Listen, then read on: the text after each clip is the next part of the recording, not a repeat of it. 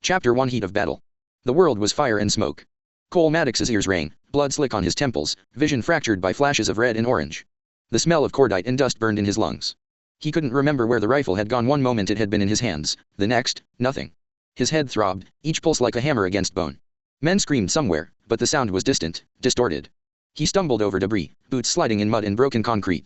Shouts cut through the chaos, orders, warnings, prayers, but none of them reached him clearly. He remembered nothing before the ambush, no recon briefings, no insertion, just pain. A grenade? A bullet? The ground had erupted, and everything after was fractured.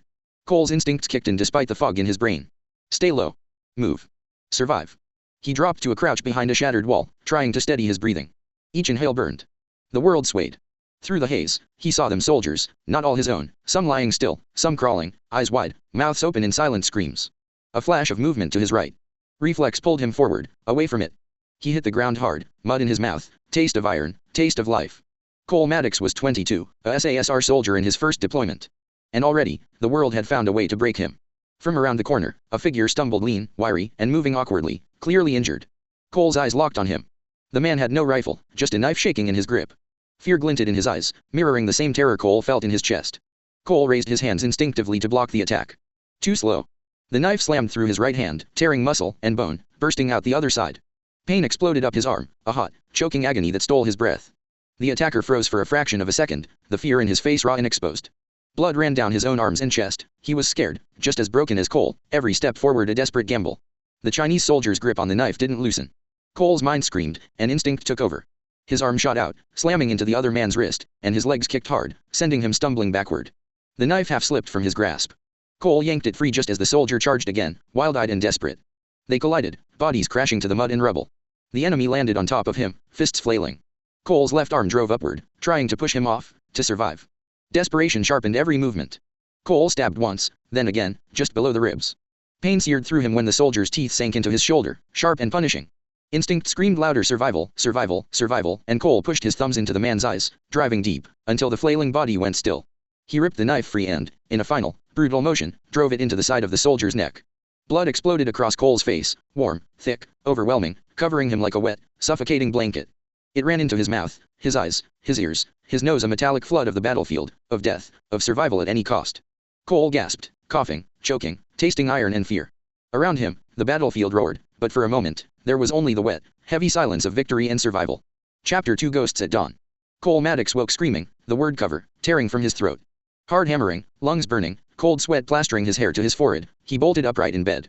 It was 2041. He was 29. The apartment was dark and silent, the city asleep below. And yet the memory of the battlefield still clung to him, the eyeless face of the Chinese soldier, the knife, the blood pressing down like a lead weight. He wasn't alone in dealing with it. Cole had therapy appointments twice a week, trying to untangle the nightmares from reality, to stop them from dragging him under. But the neighbors didn't care about therapy. They called the landlord constantly, complaining about his middle-of-the-night screaming, the guttural cries that shattered their sleep. He'd been warned more than once if it happened again, the lease might be at risk. Cole swung his legs over the side of the bed, knees weak, body trembling. He rubbed at his eyes, trying to chase away the ghost, but it wouldn't vanish. Not without action. He shuffled to the kitchen, barefoot on the cold floor. The faucet gushed cold water into a glass, and he drank, tasting nothing but iron and fear. He leaned against the sink, trying to think of something else, work, the auto shop, the tasks ahead for Thursday, starting at 6 a.m. The thought should have grounded him, but it didn't. The soldier's faceless eyes lingered in the corners of the room, carried there by the memory of pain and desperation. Cole ran a hand over his face, exhaled slowly, and promised himself he'd make it through the day. Make it to the shop. Make it past the ghosts. Someday, maybe, they'd loosen their grip. But deep down, he knew, some ghosts never stayed buried. By 5, Cole gave up on pretending he'd get any more sleep. He stubbed out the cigarette in a chipped ashtray and stood, stretching the stiffness from his shoulders. The air in the apartment was cold and stale, thick with smoke and the faint sting of spilt beer. He pulled on his stained overalls, the ones with his name patch half hanging off, then reached for the old leather bomber jacket hanging by the door. The jacket was worn smooth at the elbows, cracked at the seams, and smelled faintly of oil and dust. It had belonged to his grandfather, a gift from his grandmother when he'd come home from Vietnam, and one of the last things the old man had passed down before dying. Cole had worn it ever since. The jacket felt like armor. A reminder of better men. On the counter sat a single key brass, dulled by time, attached to a small Harley-Davidson tag. His father's bike. The man he hadn't seen since just after his 10th birthday. Not by choice, by fate. His parents had been killed in a car crash on the way back from a mate's wedding. Cole had been too young to understand then, but old enough to remember the uniform his father used to wear.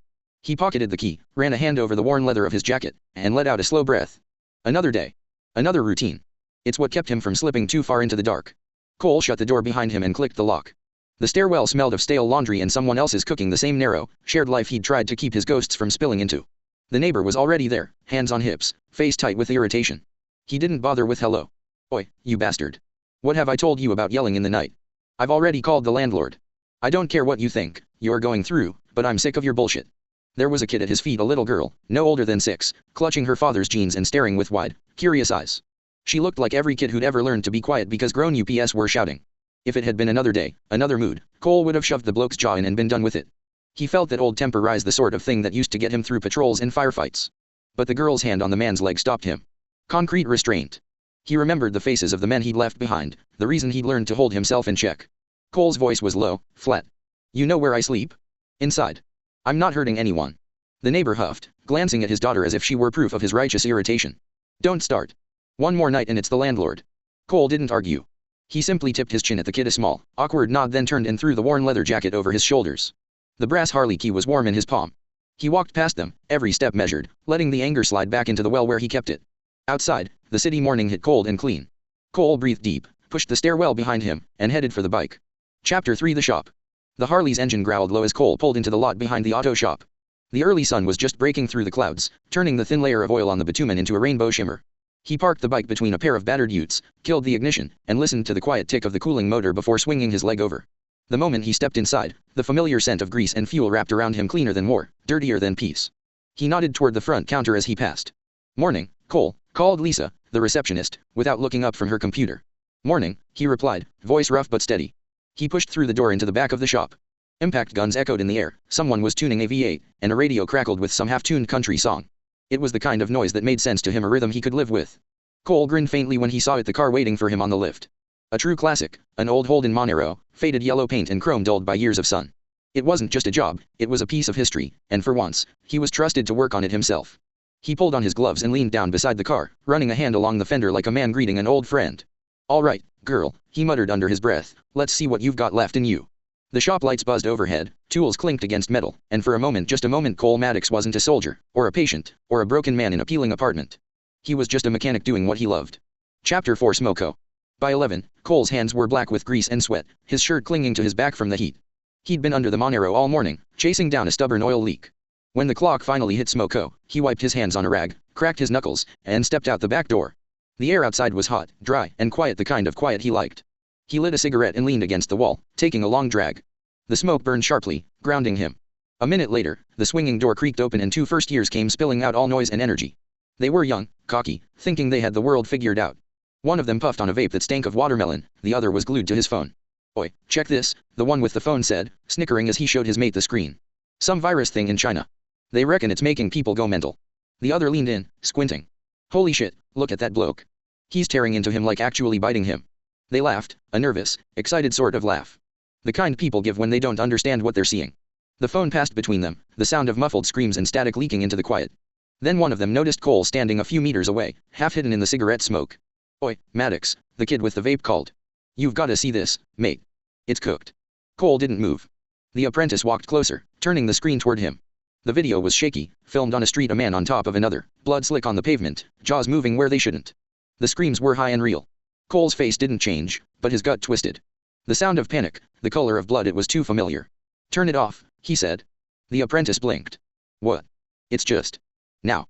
The kid hesitated, then shoved the phone in his pocket. Both of them went quiet, muttering something about him being touchy, before walking back inside. Cole stood there a moment longer, staring at nothing. The cigarette had burned nearly to the filter. He flicked it away, watched it die in the dust. Just another virus, he muttered.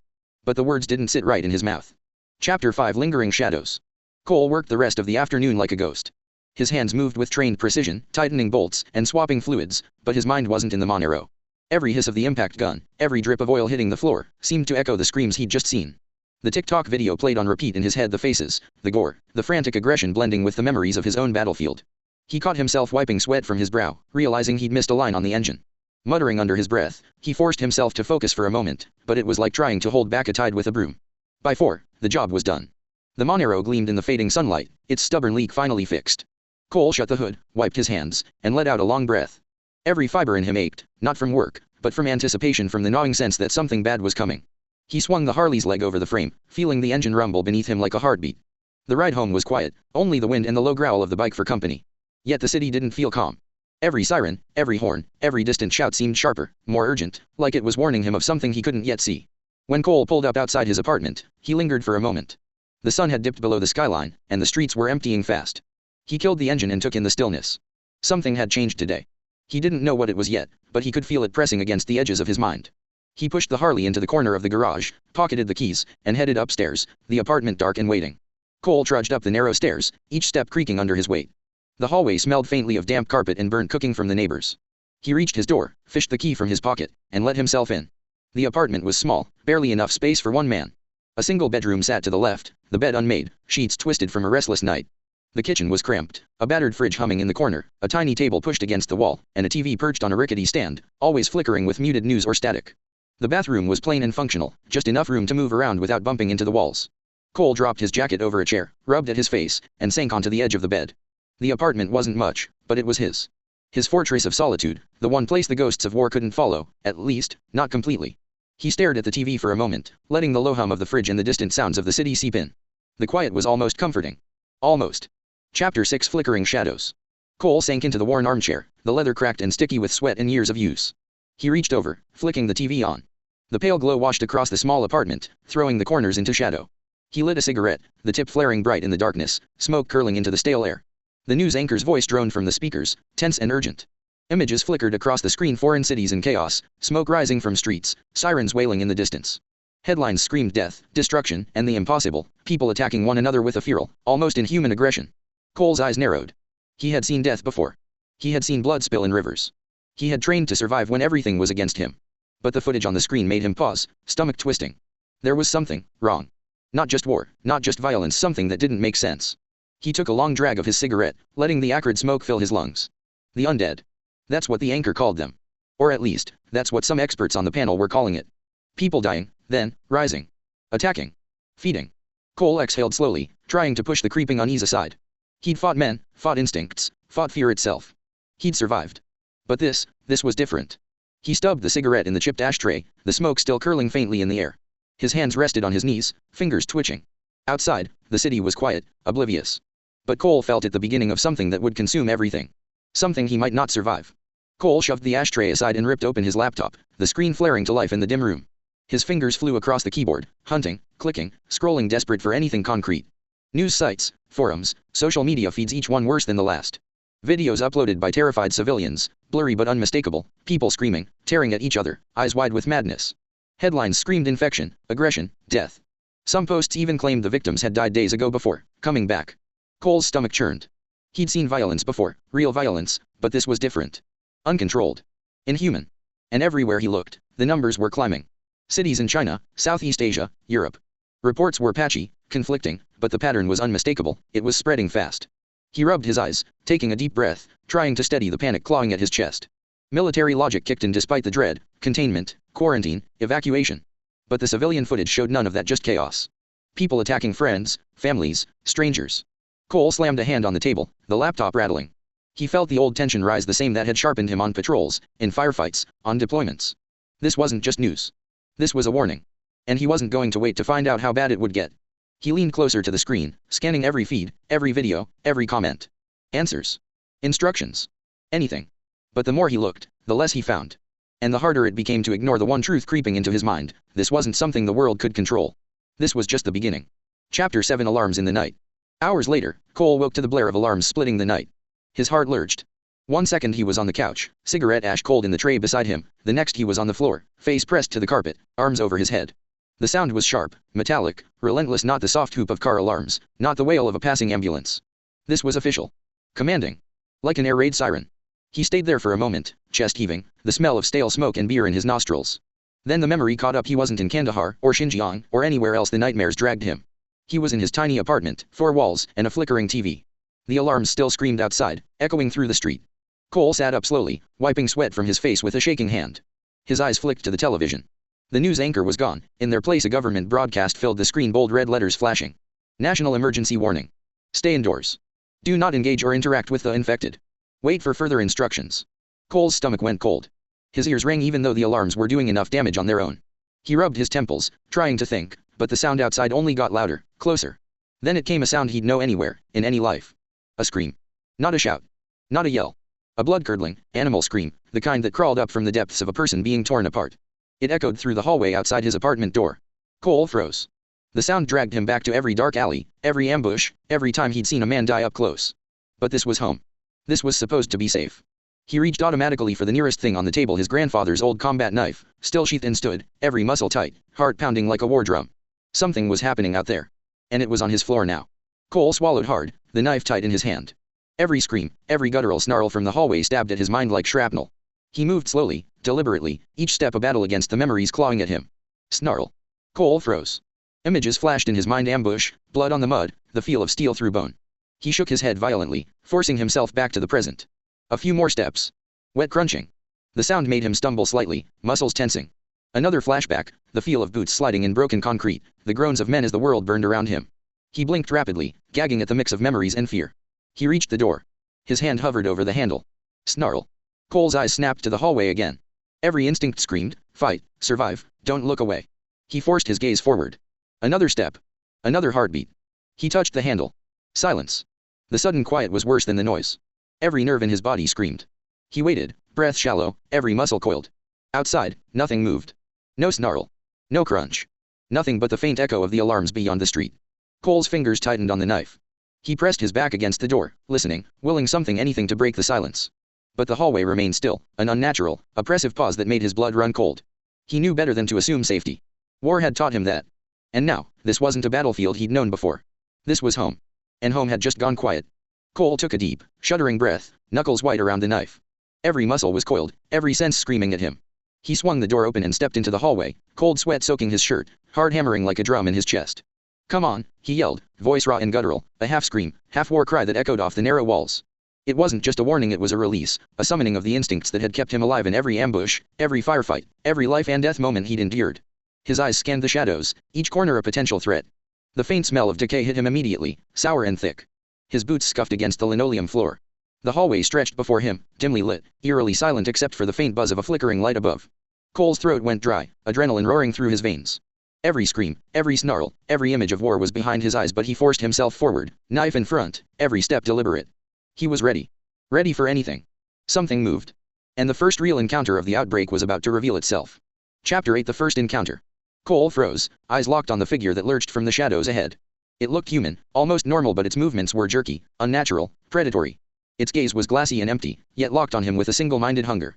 The creature's foot slammed straight into the open ribcage of the woman it had just been feeding on, driving deep into her chest. Her body sagged grotesquely around the foot, collapsing like a ragdoll, wet, heavy, and silent. Cole's stomach turned, bile rising, but there was no time to hesitate. It let out a howl, sharp, inhuman, full of rage and hunger, then tore forward, sprinting straight at him. Instinct took over. SASR training, battlefield reflexes, and sheer survival instincts surged through him. Knife in hand, Cole ducked low behind the stairwell railing, mud and debris flying with his movement. The creature closed the distance fast. Cole ducked low, sliding behind the stairwell railing, mud and dust flying with his movement. He shoved himself up, pivoting, knife ready. Another lunge. He sidestepped, planted a boot against its chest, and spun, stabbing deep as the thing shrieked, the metal biting through corrupted muscle and bone. Blood sprayed, warm and thick, splattering him across his face and chest. The metallic stench was overpowering, mingling with fear, adrenaline, and the iron tang of survival. Cole's mind was clear, razor-focused. One step, one strike at a time, every motion precise, trained, automatic. Fight, survive, move. Just like the battlefield. Cole's hands shook as they hovered over the gore. Blood coated his fingers, warm and sticky, flecked with bits of torn muscle. The smell was overpowering, iron and rot, life and death mixed in a thick, choking haze. He dropped the dagger. It clanged against the concrete, spinning to a stop in a slick puddle. Cole's stomach rebelled. He bent at the knees, hands braced on his thighs, and dry heaved into the dust. Nothing came, just the sharp, ragged retching of a body in shock. His vision swam, eyes stinging with sweat and blood. Somewhere deep inside, a voice whispered that this was only the beginning. That what he'd just done, what he'd just survived, was nothing compared to the world waiting outside that hallway. He forced himself upright, gasping, hands trembling. His heart hammered, ears ringing, every sense screaming for relief, for escape, for clarity. But the hallway behind him was silent now, save for the wet drip of blood onto the floor. Cole Maddox swallowed, trying to steady the nausea and the panic. One thought burned in his mind: survive. Again. Cole's knees hit the floor again as the world tilted. The stench, the gore, the wet, iron-heavy taste. It wasn't just the zombie in front of him. It was all of it, every memory seared into him. The hallway melted away, replaced by the jungle he'd been dropped into 9 years ago. Mud and sweat clung to his uniform, the canopy above thick and suffocating. His hands, now trembling, were coated in the blood of men and enemies alike. And then, the face. The eyeless stare of the Chinese soldier he had killed in his first deployment appeared behind his closed eyelids. The knife. The wet snap of flesh. The panic. The rage. The blood poured over his own face, hot, metallic, suffocating. Cole gasped, convulsing, shaking as the memories collided with the present. The scream of the zombie in the hallway echoed like the gunfire and shouts from that ambush. He was there again. Back on the battlefield. Alone, bleeding, desperate. He pressed his palms to his face, trying to shove the visions away, to reclaim the hallway, to remember that he was alive, that he was here, not there. But the taste of blood, the smell, the reflexive panic, it clung to him like a second skin. He had survived that first war. He had killed to survive. And now he was facing the first day of a new one, in his own city, in his own home. Chapter 9 Morning Horror. Cole woke with a start, sweat plastering his shirt to his back and his hair to his forehead. The couch felt sticky and damp against his skin. For a long moment, he simply stared at the peeling ceiling, chest heaving, hard hammering in his ears. Relief washed over him when he realized he was in his apartment. Just his apartment. No snarling creatures, no blood, no chaos, at least, that's what his mind tried to tell him. Then his eyes flicked to the clock. 8 a.m. Friday. Shit. He was late. Cole jumped to his feet, already spinning excuses in his head for the auto shop. He tugged his overalls over his head, yanked the brass Harley key from the counter, and was halfway to the door when he froze. A crimson smear streaked the pale frame of his apartment door, dark and sticky, glinting in the morning light. His stomach knotted, bile rising. The hell, he muttered, his voice barely a whisper. Hands trembling, he cracked the door open just enough to peer into the hallway. The aftermath of last night stretched before him. The dead creature lay splayed across the linoleum, blood pooling around it, limbs bent at unnatural angles. Bits of flesh and gore dotted the walls. The metallic tang of death hit him in waves. Cole slammed the door shut, his back hitting the wood with a thud. Dry heaves shook him violently. Panic clawed at his chest, hard hammering, sweat slicking his skin. He pressed his palms to his face, trying to breathe, trying to tell himself it was just a dream, just PTSD, just shock. But the stench, the smear, the grotesque heap on the floor, it wasn't a dream. Cole stumbled toward the TV, hands shaking, chest heaving. He fumbled with the remote, slamming the power button, praying it wasn't too late. The screen flickered to life, the pale glow illuminating his sweat-drenched face. News anchors were on, voices taut with urgency. Behind them, grainy footage showed chaos, people screaming in the streets, cars abandoned, sirens blaring, and something moving among the panicked crowds, jerky, unnatural, and terrifying. Cole's stomach lurched. He tried to rationalize it, to cling to some shred of normality. It has to be a hoax, a viral video, just some tweaker in costume, right? But the images made him freeze. The movements, the snarls, the way the bodies attacked the living, it all matched the creature he'd killed in his hallway, last night. His jaw went tight. His heart sank. They're real, he whispered to himself, voice barely audible over the pounding in his ears. Zombies. There was no other explanation. The TV confirmed what he had refused to admit. His worst fear, the stuff of nightmares and training exercises gone horribly wrong, had spilled into reality. And now, survival wasn't just a memory from war, it was here, outside his door, bleeding into the world he thought he knew. Cole's hands clenched into fists. He dropped the remote onto the floor, cigarette forgotten on the counter. Every muscle in his body tensed, instincts sharpening. He had survived firefights and ambushes. He had faced death before. But this was something different. Something primal. Something that would test him in ways no battlefield ever could. Cole's eyes scanned the small apartment, taking stock with military precision. The peeling paint, the cramped corners, the single window, every detail mattered now. He couldn't run. Not yet. Not with the streets crawling with whatever the hell was out there. He mapped it out mentally, the door was the most vulnerable point. He'd need to barricade it. Furniture could work, the dresser, the sofa, the little table from the kitchen. Each piece had to be positioned to slow anyone trying to get in. The kitchen knife block came to mind. Better than nothing. The tools from the workbench downstairs. He'd retrieve them if he had to. Weapons, anything that could buy him time. He'd keep low, move quietly, and stay in the shadows. No lights, no noise. The news had been clear, stay indoors.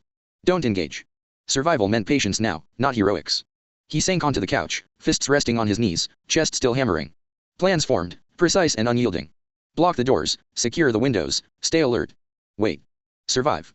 Outside, the world roared with chaos, but inside, Cole Maddox was ready. One step at a time, one barricade at a time, he would outlast the night. Cole Maddox couldn't help but smile. Chapter 10 Lockdown. Cole moved fast. His body was running on instinct now, the same kind that had kept him alive overseas. Fear wasn't gone, just buried deep under layers of training and discipline. He'd learned a long time ago that fear could be useful, if you kept it on a leash. He started with the door. The dresser went first, dragged across the wooden floor with a low groan. He pressed his shoulder against it, wedging it tight against the frame. Next came the sofa, flipped on its side and shoved up against the dresser. He paused, breathing heavy, listening. Nothing but the faint hum of the fridge and the city groaning in the distance. The window came next. He pulled the blinds shut, then stacked books, chairs, and a toolbox beneath it, not to stop anything from breaking in, but to hear it coming if it did. He scanned the room again. Every exit, every weak point.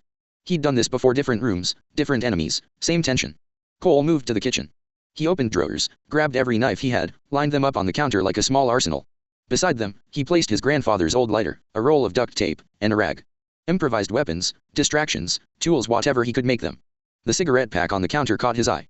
He hesitated, then took one, lighting it with the old brass lighter. The smoke filled the room, thick and familiar. His heartbeat slowed. He sat down by the window, the faint red glow of dawn creeping through the blinds. Below, the streets were chaos, people running, sirens wailing, and somewhere distant, a sound that wasn't human. Cole took a drag, exhaled slowly, and muttered under his breath. Guess it's just another war. Cole crushed the cigarette in the ashtray and got to work.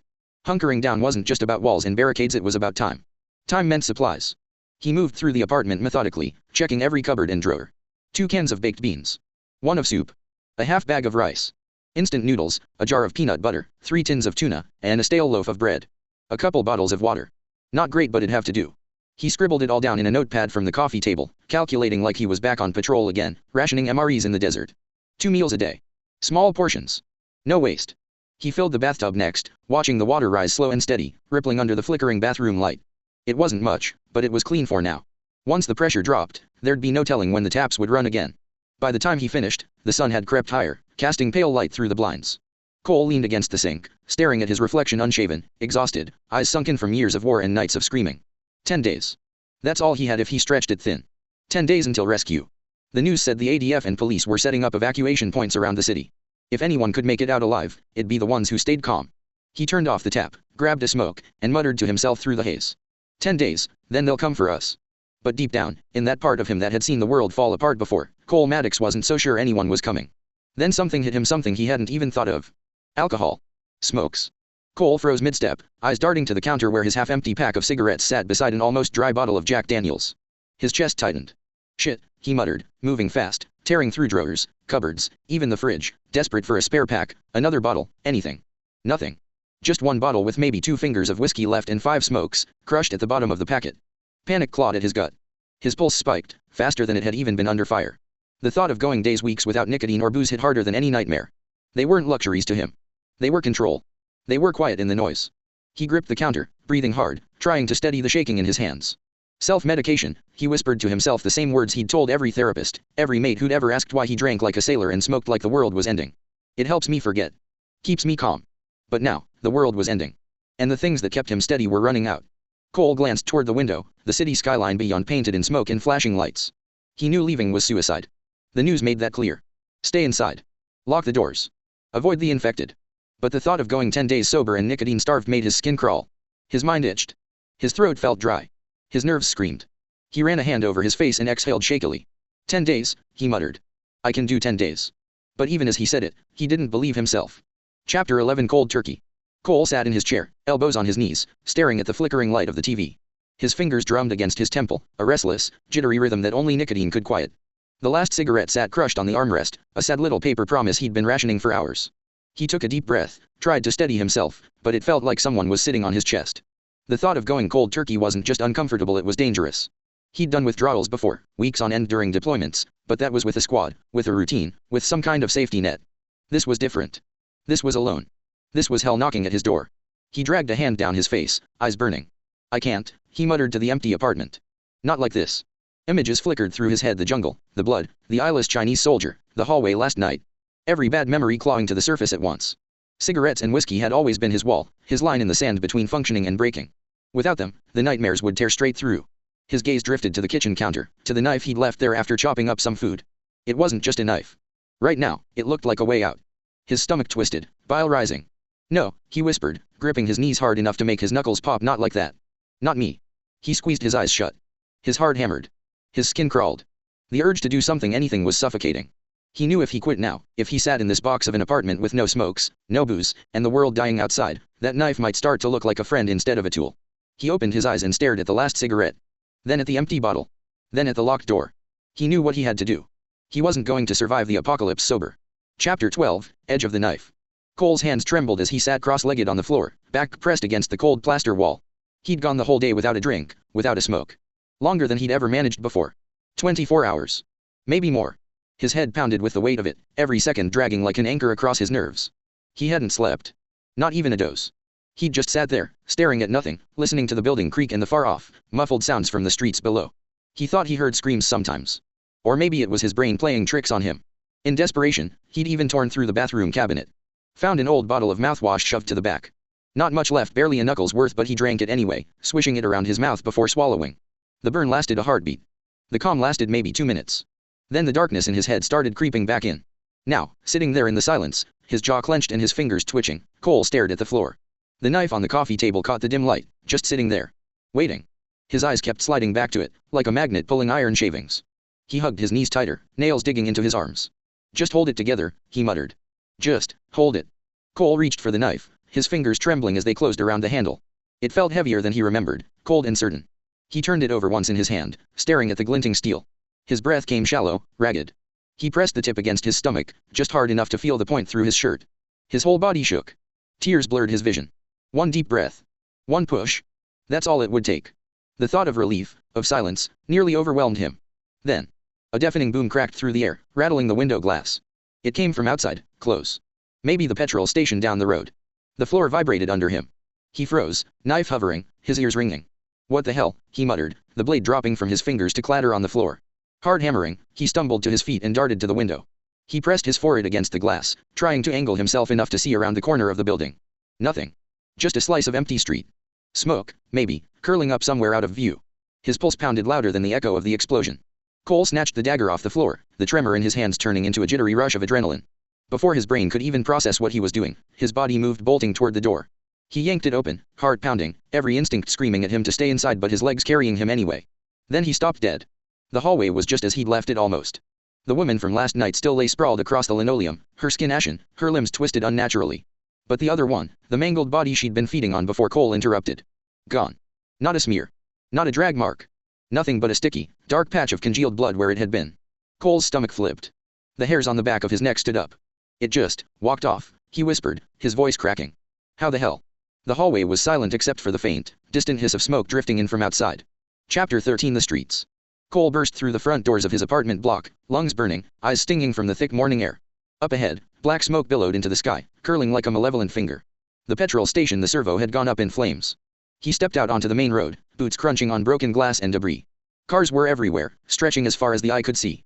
Engines cut, horns blaring silently, doors ajar. Abandoned vehicles marked the desperate attempt of people trying to flee the city. It was only the second day of hunkering down, and already everything had gone to hell. Cole's mind raced. Time to scavenge. He moved quickly from car to car, elbows knocking against steel, scanning interiors. His eyes caught glimpses of bottles, water, soft drinks, and tin food, even firearms tucked in glove boxes. But he ignored all of it. His mission was simple, booze or smokes. Anything else could wait. A half-empty pack of cigarettes lay crushed under the seat of a beaten-up Holden. Cole snatched it, tearing the foil open, the familiar scent making his chest tighten. Relief, sharp and bitter, hit him like a punch. Further down the road, a bottle of bourbon glinted in the sunlight inside a sun-bleached ute. He grabbed it without hesitation, twisting the cap with fingers that were shaking from anticipation and nerves. He moved on, heart pounding, eyes scanning constantly. Every shadow, every distant scream, reminded him how fragile the world had become. Cole Maddox had survived firefights, ambushes, and death itself. But today survival wasn't just instinct, it was desperation, and he was learning quickly that nothing could prepare him for what came next. By the time Cole reached the servo, he'd already polished off half the bottle of bourbon and smoked the rest of the pack. The sharp burn of alcohol and nicotine made his head swim, but it also sharpened his focus in that weird, reckless way.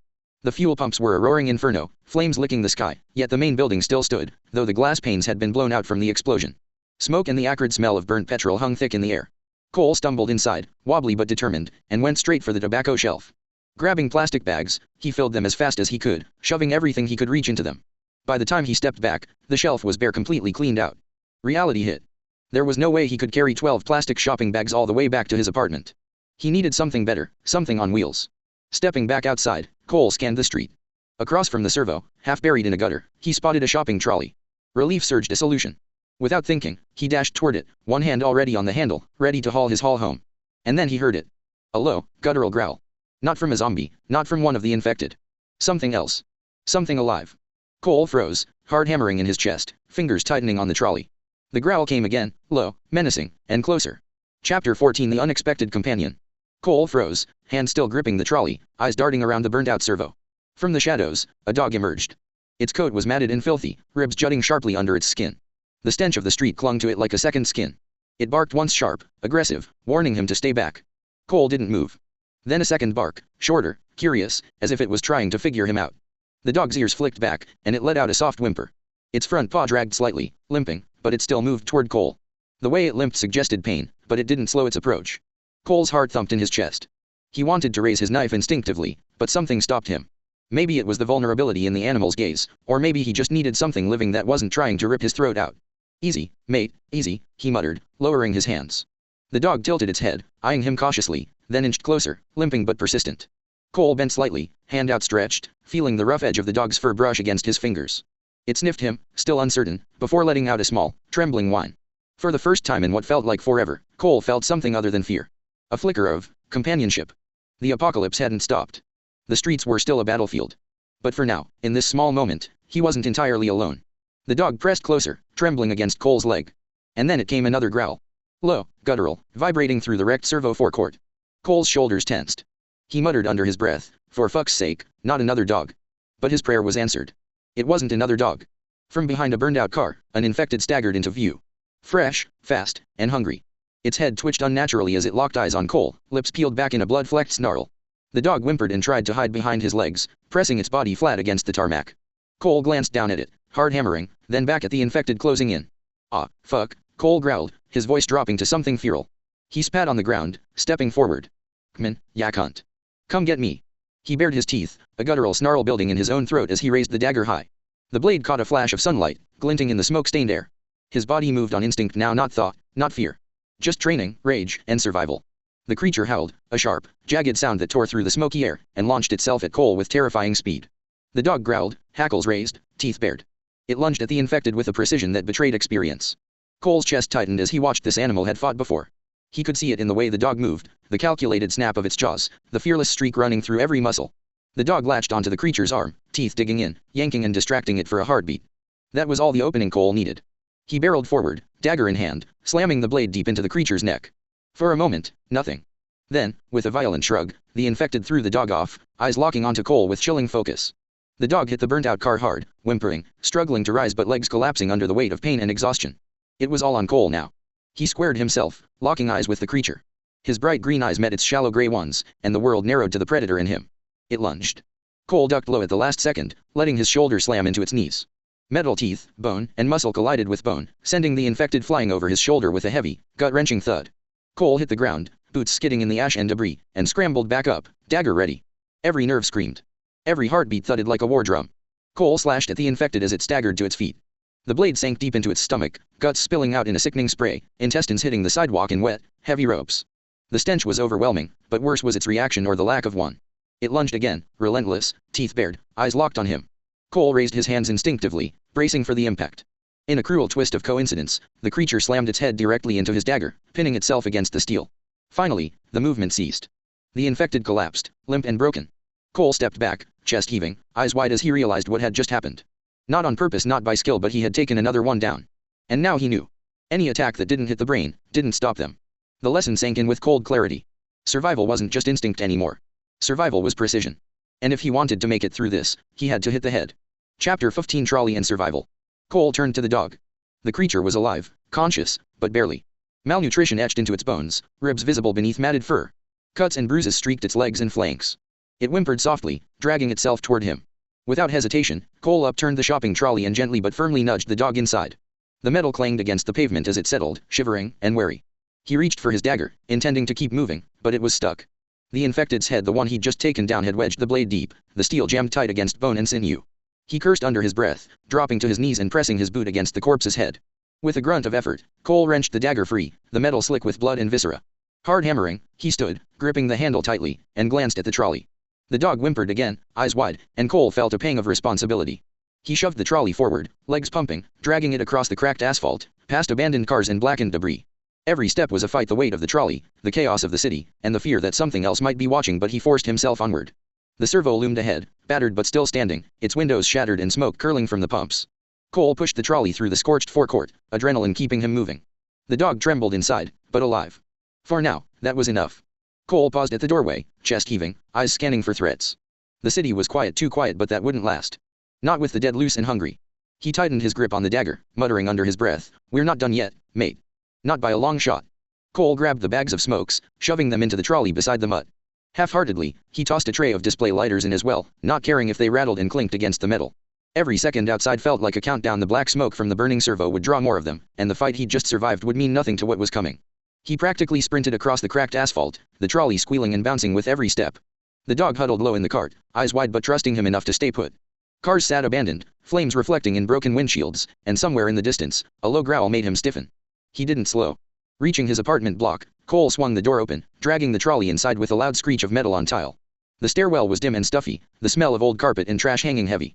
He stopped for a second, breathing hard, staring up at the 8 flights of stairs separating him from safety. "This is gonna suck," he muttered, gripping the handles. The mutt gave a small whine, shifting in the trolley as if understanding the struggle ahead. Cole squared his shoulders, tightened his grip, and started hauling. One step, one landing, one flight at a time. Sweat poured down his face, muscles screaming, lungs burning. Every bump of the trolley against the stairs made him grit his teeth, but he kept going. He wasn't just carrying supplies. He was carrying survival, his own, and the dog's. And he wasn't about to let anything take that from him. Chapter 16: Securing the apartment. Cole leaned against the wall, chest heaving, surveying the apartment. The trolley sat in the corner, half empty now, his haul spread across the floor. Smokes. Half a bottle of bourbon. Not ideal, but enough to keep him from losing it entirely. The mutt limped over, nose twitching, tail low. Cole dug through a drawer and pulled out a chipped ceramic bowl, filling it with water. He placed it gently on the floor. The dog lowered its head and drank cautiously, the sound of lapping echoing faintly in the small apartment. Cole opened the fridge. Not much left: some canned goods, packets of dried food, a few scraps of meat he could spare. Nothing fresh. He grabbed a can of dog food someone must have abandoned and emptied it into the bowl, supplementing it with the meat scraps. The dog sniffed, hesitated, then began eating with quiet determination. Cole crouched nearby, hands resting on his knees, letting the small routine settle him. For the first time since the apocalypse began, someone or something depended on him. He needed to keep it alive. Once the dog was settled, he sat back in his chair, cigarette hanging loosely between his fingers. His apartment smelled faintly of smoke and oil, but for now, it felt like a fortress. The streets outside were chaos, but inside, he had control, however temporary. Cole stepped into the hallway alone, the weight of the last day pressing down on him. His head throbbed, body still shaky from going cold turkey, but he forced himself forward. 2 nights ago, he had fought in this same hallway, blood, screams, and the first taste of the horror that had now consumed the city. That memory pressed against his skull, each step a reminder of how close he'd come to not making it. The neighbor he'd seen days before was gone. His wife and kids too. Cole allowed himself a flicker of hope that they had managed to escape the carnage, at least for the little girl's sake. Then his eyes fell on what he hadn't noticed in his earlier panic, the path of destruction left behind by the woman from the hallway.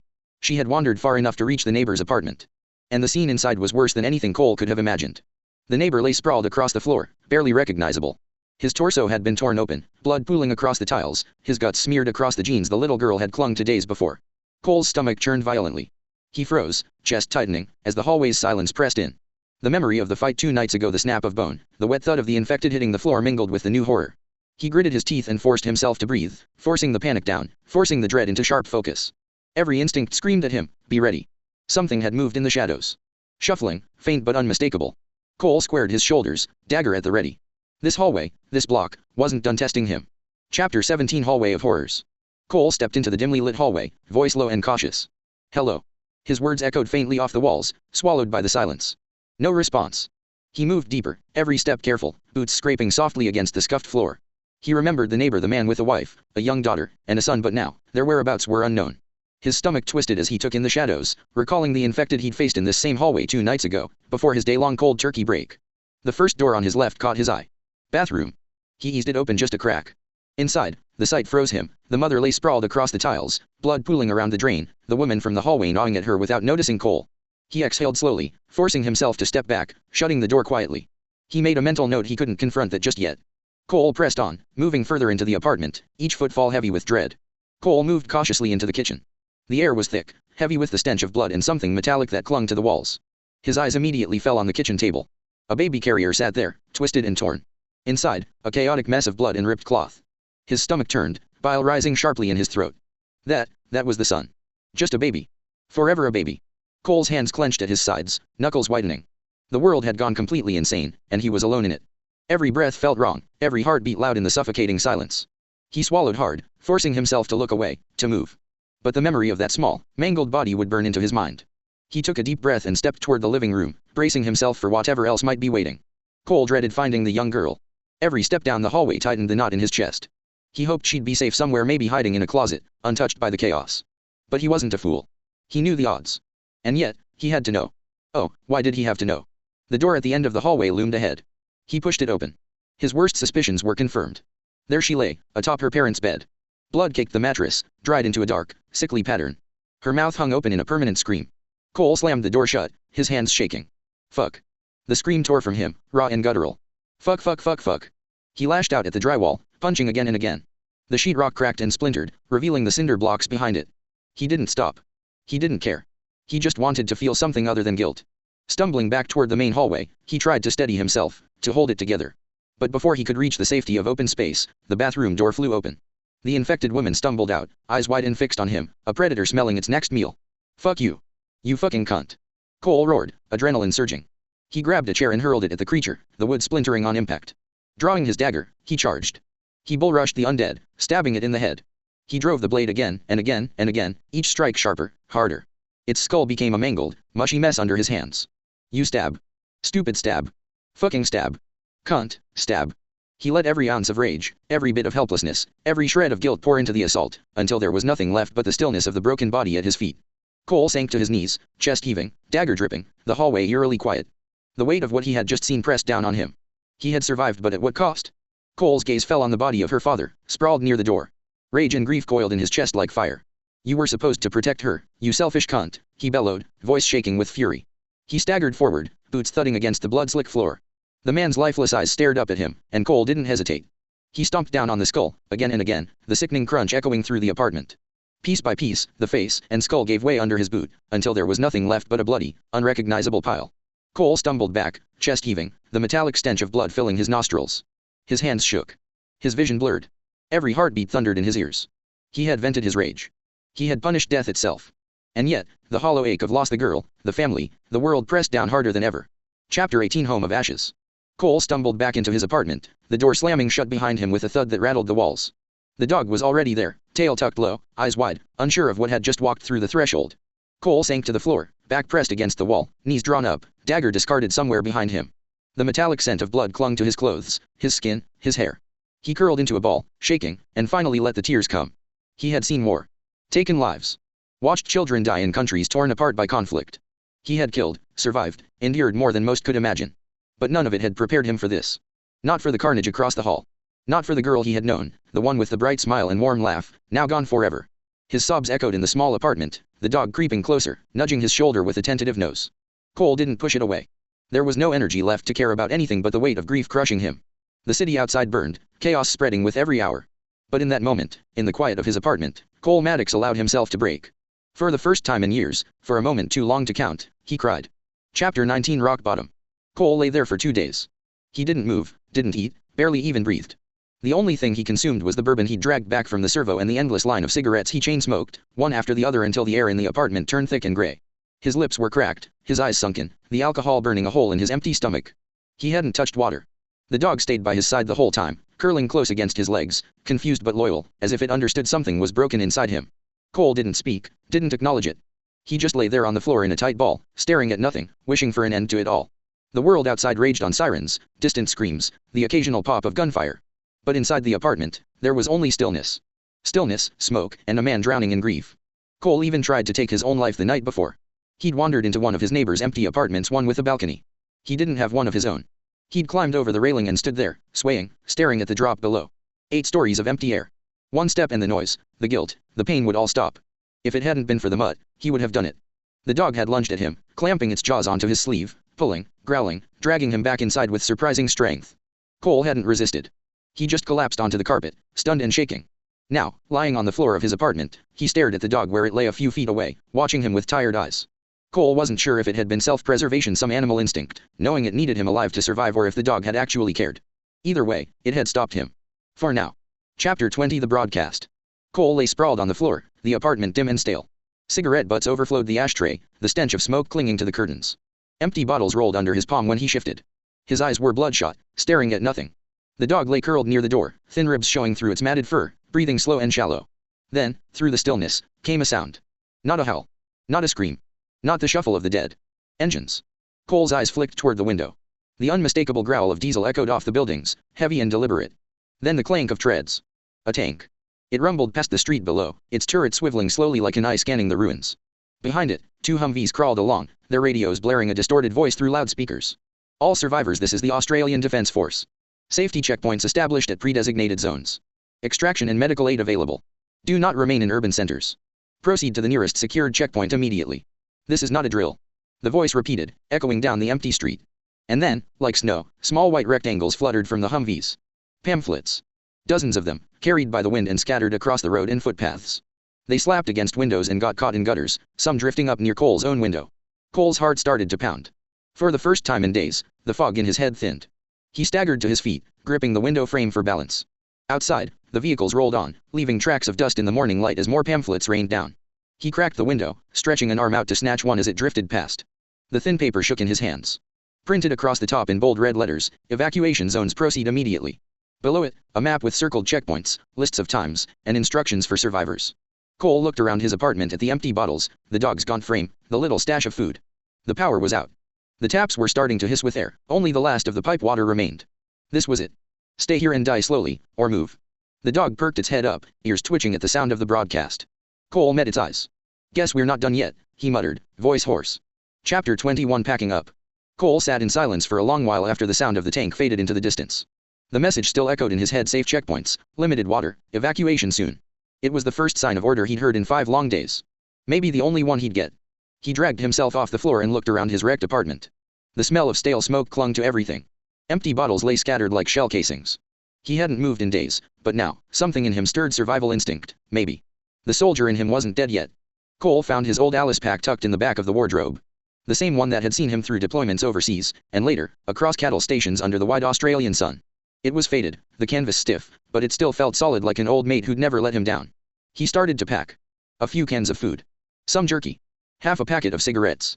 A dented lighter. A single bottle of water. Not much, maybe a day's worth, if he was careful. He shoved in his first aid kit and a small knife from the kitchen drawer. Then he reached into the top shelf and pulled out a folded bundle wrapped in a plastic bag, his dress uniform. He laid it out flat on the table, brushing away dust. The metals gleamed faintly in the low light. His SASR pin, polished and proud, caught his reflection. For a moment, he just stared at it. It reminded him of who he used to be. He folded the uniform neatly and placed it carefully in the bottom of the pack, as if it were something sacred. Then he pulled on his combat fatigues, the same ones he'd worn on his last mission before discharge. The fabric felt heavy, but familiar. Grounding.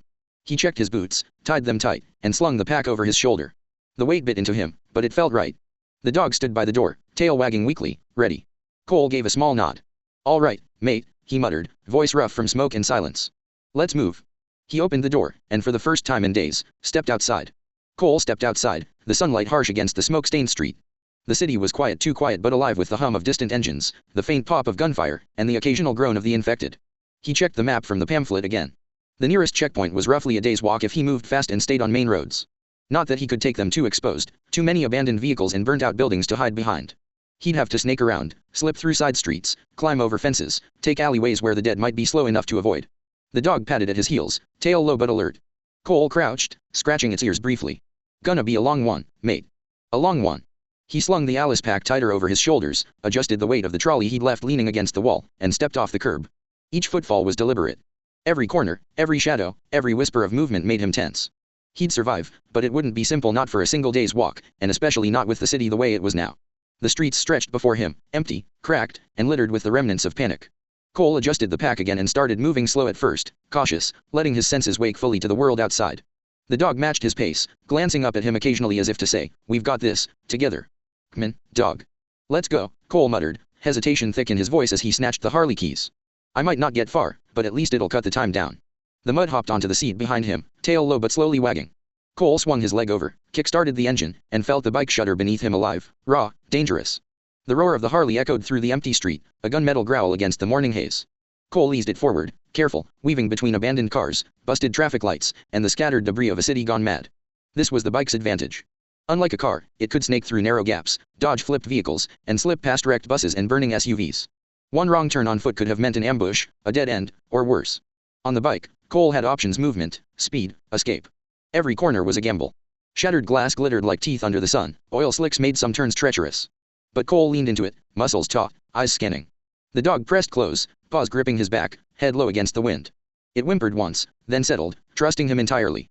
From up ahead, he spotted the black smoke of a new fire curling into the sky, a warning of danger. A burned-out sedan blocked half the street. Cole didn't hesitate. He squeezed the throttle, weaving between the car and the curb, scraping just enough to feel the bike's frame rattle. The mud yipped in protest but held on. For the first time in days, Cole felt the thrill of movement, the raw pulse of control amid chaos.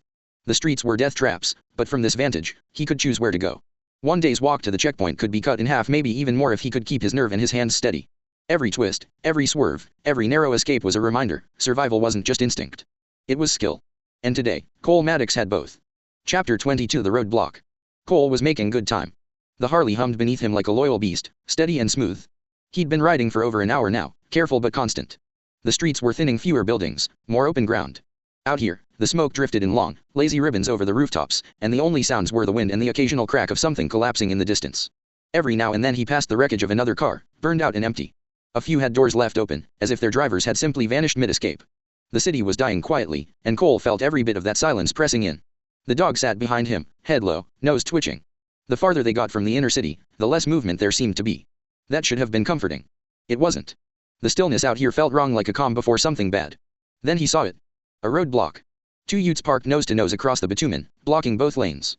Between them, a mess of bins, trolleys, and bits of fencing stacked into a rough barricade. Crude, but enough to stop anyone smaller than a truck. It wasn't military. No markings, no sandbags, no discipline. Just desperation. Cole slowed, engine rumbling low, eyes scanning. No corpses. No military tape. And that meant one thing: whoever set it up was still around. He eased off the throttle and killed the engine, letting the Harley roll forward in silence. The bike coasted a few more meters before he kicked the stand down and crouched beside it. Voices. Faint, but close. He edged up behind a rusted sedan, peering through a cracked window. 4 of them. Maybe 5. Late 20s to 40s. Dirty clothes, sunburned faces, hands gripping whatever they could find that could kill: a crowbar, a metal pipe, a hammer, and one with a double-barrel shotgun slung carelessly over his shoulder. They looked nervous, twitchy. Laughing too loud. The kind of people who'd been running on adrenaline and hunger for days. One of them, the one with the pipe, was pacing, glancing down the road every few seconds. Then, from behind a car, a voice called out. "Oi. You hear that?" Bike sound came from up the road. The group went still. Heads turned. Cole froze, heart rate spiking. The Harley was too far to reach quietly, and the engine, if he started it, would give him away instantly. He crouched lower, hand resting on the handle of his knife. The one with the shotgun grinned. "Told ya someone'd bite. Reckon it's one of them civvies still holed up in town." The pipe wielder chuckled. "Bet they've got food. Or fuel. Or both," the grinning man said. Cole's grip tightened. His mind worked fast: fight, run, or hide. The dog whimpered softly beside him, tail between its legs. Cole gave it a quiet pat. "Easy, mate." He looked at the utes again. The gap between them wasn't much, barely wide enough for the bike if he could clear the debris. But if he tried and they saw him. He took a slow breath, eyes darting over the scene, calculating angles and cover. He wasn't dealing with the dead this time. He was dealing with people. And people were always worse. Chapter 23: The Discovery. "Hold on," one of them said, voice sharp. That Harley wasn't there before. Cole froze. He was crouched low behind the rusted sedan, breath held tight in his chest. "Yeah, it was, you buffhead," another snapped back, leaning on a shopping trolley stuffed with junk. "It was not. I set up half this bloody roadblock. I've seen it." The first man scoffed. "You're just being paranoid again. You said the same thing yesterday about that blue hatchback." The argument started to build, voices rising, cutting through the still air. "I know what I bloody saw. It wasn't there 10 minutes ago. Maybe you're losing it, mate. Maybe you're not paying attention." Cole risked a glance over the bonnet. The one shouting, tall, skinny, nervous hands, had his pipe slung over his shoulder, shifting his weight like he couldn't stand still. The other 2 were half distracted, arguing with him instead of watching the road. But the man with the shotgun wasn't arguing. He was staring straight at the Harley.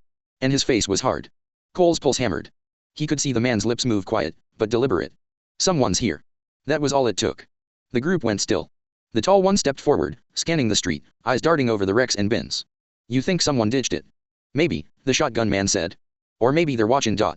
The others tensed. One started to circle toward Cole's position, slow and cautious now. Cole's hand went to his knife. His mind raced. If he waited too long, they'd find him. If he made a move too early, they'd all turn and shoot. The dog pressed against his leg, trembling. Cole looked down at it, whispering, barely a breath. "Stay low." He could feel the shift, that same old edge from combat, creeping back in. His heartbeat slowed. Breathing steadied. The world narrowed. One of the men kicked an empty can near the road. The sharp clang echoed across the street. "Whoever's out there," the shotgun man called, "best come out now. We don't mean no harm, long as you share what you've got." Cole almost laughed. The tone said otherwise. He could see their feet moving now, spreading out, closing in. He had seconds before they found him. Chapter 24: The Breaking Point. The group lingered by the Harley, still scanning the street. Then one of them, the tall, twitchy bastard, stepped forward and spat on the tank. "Nice bike," he sneered. "Shame if something happened to it." He brought his pipe down hard on the headlight. The glass shattered with a sharp crack. Cole flinched behind the car. Another joined in, laughing. "Yeah, reckon we strip it? Might be some juice left in the tank." "Don't," the shotgun man barked, but the others ignored him. The tall one swung again, clang, denting the tank. Another kick sent the mirror flying. They were wrecking it just to get a rise out of whoever owned it. "Man," one said mockingly, voice rising. "Ain't gonna come out and stop us. Thought Beakies had some balls." Cole's jaw clenched. The Harley wasn't just transport, it was his last piece of normal. His only way out. Then, from beside him, the dog let out a low growl. "Don't," Cole whispered, but it was too late. The mutt bolted from cover, barking and snarling, charging straight at the men around the bike. "Oi! Where the hell'd that come from?" The shotgun man spun, raising his weapon. Boom. The shot rang out like thunder, scattering birds from the trees. The slug tore through the bitumen beside the dog, spraying gravel. The mutt yelped and bolted down the road, tail tucked, disappearing between two cars. Cole's heart sank. "No," he whispered. The roadblock crew laughed except the one with the gun. "Bloody thing could have bitten someone," he muttered, racking another shell.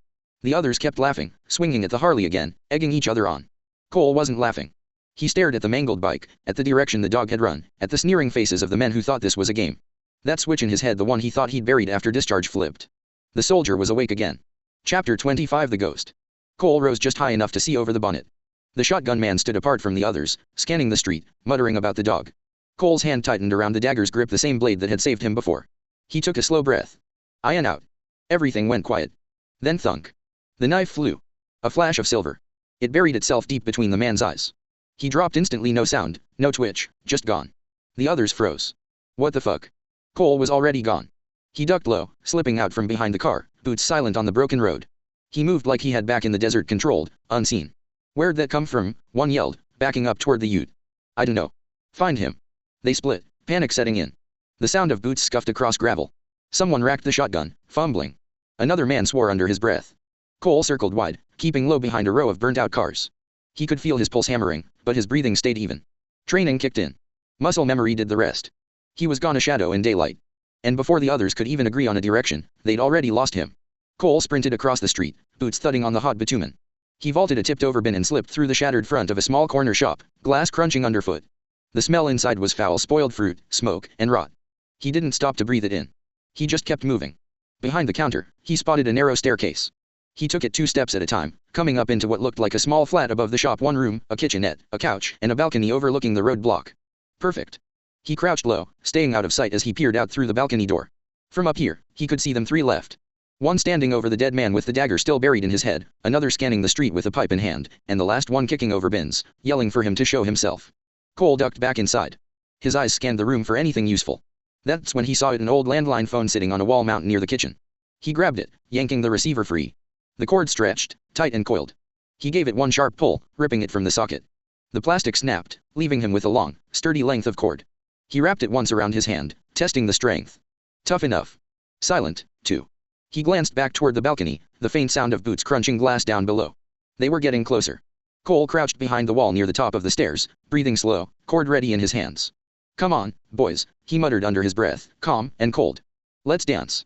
Chapter 26: The Silent Kills. Cole waited. From the shadowed flat above, he could hear them below, boots scraping on tile, low voices swearing, glass crunching underfoot.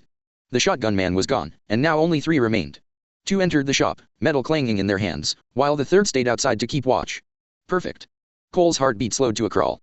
Every muscle went still. He counted their steps, 1, 2, 3, directly beneath the balcony. He moved without a sound, gripping the railing with one hand and the coiled phone cord in the other. Then he dropped. The world lurched as he fell through the air. His boots slammed into the first man's shoulders with a heavy crack, the impact snapping bone and driving the raider to the floor. Cole landed hard on top of him, knees digging into his spine. Before the man could even scream, Cole looped the phone cord around his neck and pulled. The cord bit deep into flesh, the plastic digging trenches in the man's skin.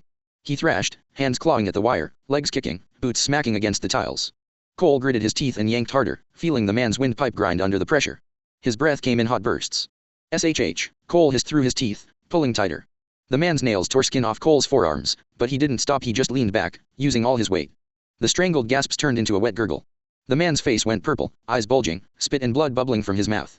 The sound of cracking vertebrae echoed softly through the ruined shop, followed by stillness. Cole held the cord taut a moment longer, his arms trembling, then finally let go. The man's body went limp, eyes glassy, tongue hanging out of his mouth like some sick caricature. Cole melted further into the darkened street, pressing himself against the side of the shop where broken crates and discarded bins gave him cover. The first body lay still below, the phone cord coiled loosely around the neck, a grim reminder of what had just happened. The other two scavengers were distracted, stepping cautiously around their fallen companion, their focus split between the roadblock and the strange sounds of the city. He crouched low, scanning every inch. The dagger was already back in his hand, warm from the shotgunner he'd dispatched earlier. His fingers flexed around the hilt, muscles coiled, ready. The night was heavy with anticipation, the smell of burnt petrol and rusted metal mixing with the faint coppery tang of blood. Cole's ears picked up the faint shuffle of boots approaching from the far side of the street. He shifted, sliding quietly into an alley, letting the shadows swallow him completely. Each movement was deliberate, silent, a predator stalking prey. The remaining two scavengers were close now, stepping over shattered glass, pausing to argue softly, unaware that Cole was already moving, calculating, patient, ready to strike again. The night held its breath. And so did Cole. Cole's lips pressed together, forming a tight circle, and he let out a low, long whistle that cut through the night air. It was sharp, deliberate, almost mocking, a sound that carried just far enough to draw attention without giving away his position completely. The two scavengers froze, heads snapping toward the direction of the sound. Their eyes scanned the shadows instinctively, hands tightening around their weapons. One muttered something under his breath, nervous, while the other shifted on his feet, chest rising and falling faster. Cole's figure remained hidden in the alley, shoulders hunched, dagger ready, shadows clinging like a second skin. He let the whistle hang in the air for a beat longer, teasing, taunting before disappearing further into the darkness, forcing them to make the next move. Cole moved like a shadow, springing up in a heartbeat.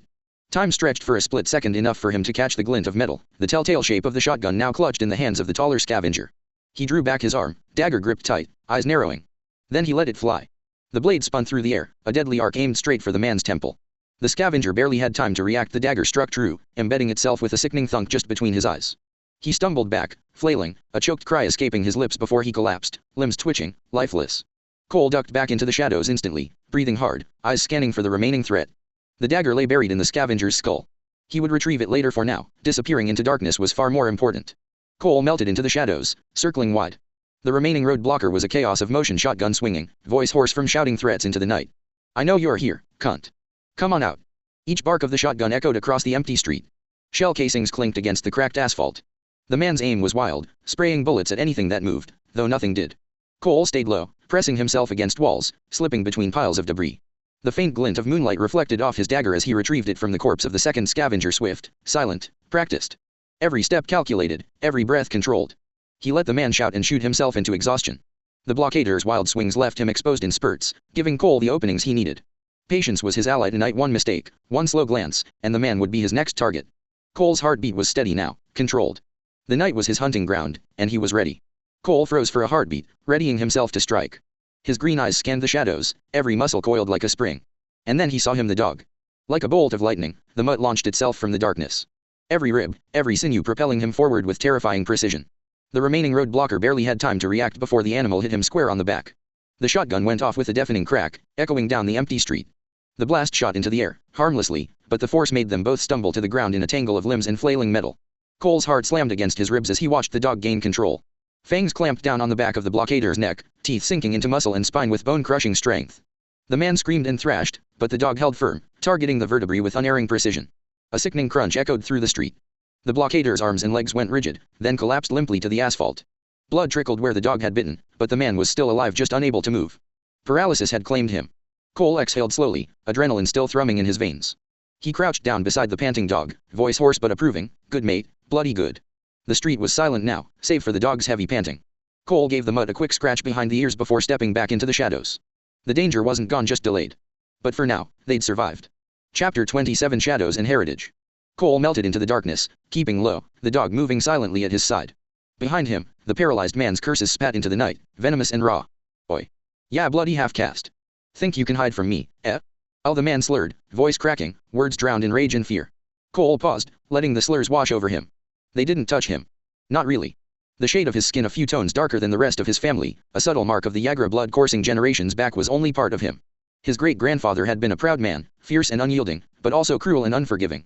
Cole didn't claim that part of him. He carried it in silence, a shadow he acknowledged but never embraced. The roadblocker's threats grew more incoherent as the paralysis kept him pinned, helpless on the asphalt. Cole could hear the desperation in his voice, the fear clawing through the venom. "Come, mate," Cole muttered, crouched in the shadows, eyes glinting in the faint streetlight. He shifted his weight, ready to move again, letting the man's rage fuel the predator within. "Keep squawking all you like, won't make a damn bit of difference." The dog growled softly beside him, muscles tense, tail low but rigid. Together, they were unseen, ghosts in the half-lit street. Cole stepped out of the shadows, slow, deliberate. The streetlight caught just enough of him to make his presence undeniable. The paralyzed man's eyes went wide, panic and fury mixing into a high-pitched, yelping scream that echoed off the walls. Cole stepped out of the shadows, slow and deliberate. The streetlight carved him into Engel's dark jacket, dagger at his hip, the dog a low silhouette at his boot. The paralyzed man's face contorted into a soundless howl of fury and fear. Oi. You fucking, he screamed, throat working uselessly, the words shredding on the air. Cole didn't answer. He crouched and picked up the fallen shotgun, flipped the action open and peered into the chamber. One shell sat there, brass dull and real. He let the barrels snap shut with a click that echoed like a verdict. If I were you, I'd start talking, Cole said, voice flat. Where are the shells? The man's eyes rolled wildly, mouth working, but nothing came beyond a thin, wet rasp. He was paralyzed from the neck down, not a hand to point, not a shoulder to shrug. His lips shaped words that didn't leave his throat. He couldn't point. He couldn't reach. He couldn't even turn his head properly. Cole watched him, instead the twitch of an eye, the direction his pupils dragged when he tried to focus. The paralyzed man's gaze flicked, desperate, toward the wrecked utes where the others loitered. It was barely a movement, but it was something. Keys, the man rasped finally, each syllable a fight. He mouthed the word and then gagged, spittle hanging at the corner of his mouth. He couldn't do more. Cole's eyes scanned the asphalt. A small thing rolled across the street and clinked to a stop, a set of keys, skittering from someone's pocket and forgotten in the scramble. Cole moved on reflex, silent and sudden, and snatched them up before the others even noticed. You sure? Cole asked, though he already knew. The man couldn't nod, couldn't point. His face was a mask of pain and hatred and shame. The muttered directions he managed into breathy syllables were broken and useless, but they didn't need to be perfect. Cole didn't wait for confirmation. He crossed the road, keeping his back to the shadows, and thumbed the keys. The blue ute was one of two parked haphazardly, passenger door jammed, windows spider-webbed. Cole stuck a hand under the seat and fished around until his fingers closed on an olive-green ammo box. Inside, nestled in foam, lay 2 brass shells. 2. That was enough. He loaded them without hurry, each click a small, cruel punctuation in the quiet. When he turned back, the paralyzed man's eyes were huge and wet, following him with all he could still move. Cole stepped back into the pale strip of light and crouched, level with the man's face. You listen, Cole said, cold as iron. You stay here, you don't move, you don't try nothing. You make a sound and I put you out proper. He let the words settle. The man's lips trembled but no sound came. Cole stood. He didn't hand over mercy. He left it unsaid and heavy between them.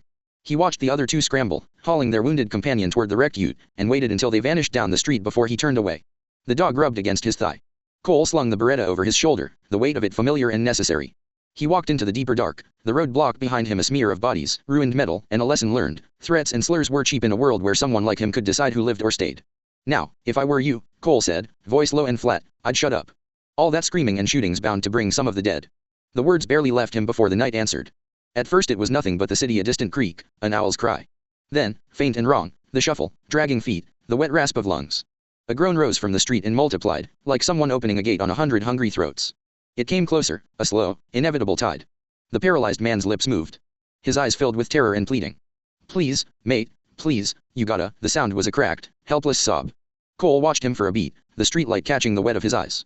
The man begged for mercy, for help, for anything that would fix what he'd become. But mercy here was dangerous currency. The dog at Cole's side growled low, ears flat, sensing the dead beyond hearing. Cole didn't move to help. He stepped back instead, the Beretta heavy and warm on his shoulder. He didn't need to say goodbye. The man's whimpers chased him for a few breaths, then got drowned out by the closer chorus of the dead. Before he left he stooped and, without a word, took one more shell off the prone scavenger's belt, a glinting brass that had been overlooked in the panic. Between the 2 from the ammo box and this spare, he counted 3 live shells. Enough to change a doorway's story, not enough to fight a war. He looked at the ruined Harley, a battered heap of chrome and dented pride. The tank was dented, the headlight smashed, handlebars twisted. There was nothing left to do there. No ride out, no shortcut. His bike was finished. Cole slung the shotgun across his back, tightened the straps of his Alice pack, felt the familiar weight settle into place. The dog brushed his calf, warm and alive and stubbornly loyal. He checked the pack for the 100th time, a day's worth of food if he rationed it, a water bottle nearly empty, his dress uniform folded and tucked away like a relic. Nothing luxurious. Nothing safe. He glanced once at the paralyzed man. The man's eyes tracked every step, pleading without breath. Cole didn't look back. He walked away, boots soundless over broken glass and ash, moving into the deeper dark. Behind him the groans grew louder, the shuffle of feet closing in on the roadblock like vultures finding carrion. Cole kept his head down, moving on foot now, the city opening up into a long, dangerous stretch toward the checkpoint. 3 shells. An Alice pack. A mutt that would follow him to hell and back. And a route through a city that was learning to kill anything that made noise. He put one foot in front of the other and kept going. Chapter 28, Shelter in the Shadows. Cole crept along the cracked suburban street, dog close at heel, eyes scanning every corner. The city had thinned to scattered houses and abandoned cars. The distant groans of the dead reached him intermittently, carried on the cold night air. A small shop appeared ahead, half hidden behind a line of low bushes and a toppled street sign. Its glass windows were dusty but mostly intact. He nodded to the dog, the mutt's ears flicked, tail low but alert. Inside, the shop smelled of dust and faint decay, but it wasn't unbearable.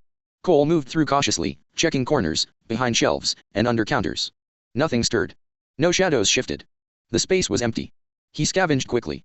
Cans of beans, corn, and tuna lined the shelves, still good after 2 days without power.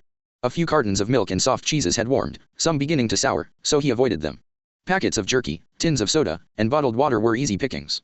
He stuffed what he could carry into his Alice pack, taking only what was manageable for a quick escape if needed. Finding a small storage alcove near the back, he cleared a space and spread out a thin blanket he found in a crate. The dog sniffed and curled up, tail tucked, settling into the corner. Cole leaned back against the wall, shotgun across his knees, eyes flicking to every sound outside. The power had been out for 2 days, but the night brought a quiet reprieve. The city was still chaos, but inside this shop, they were alone.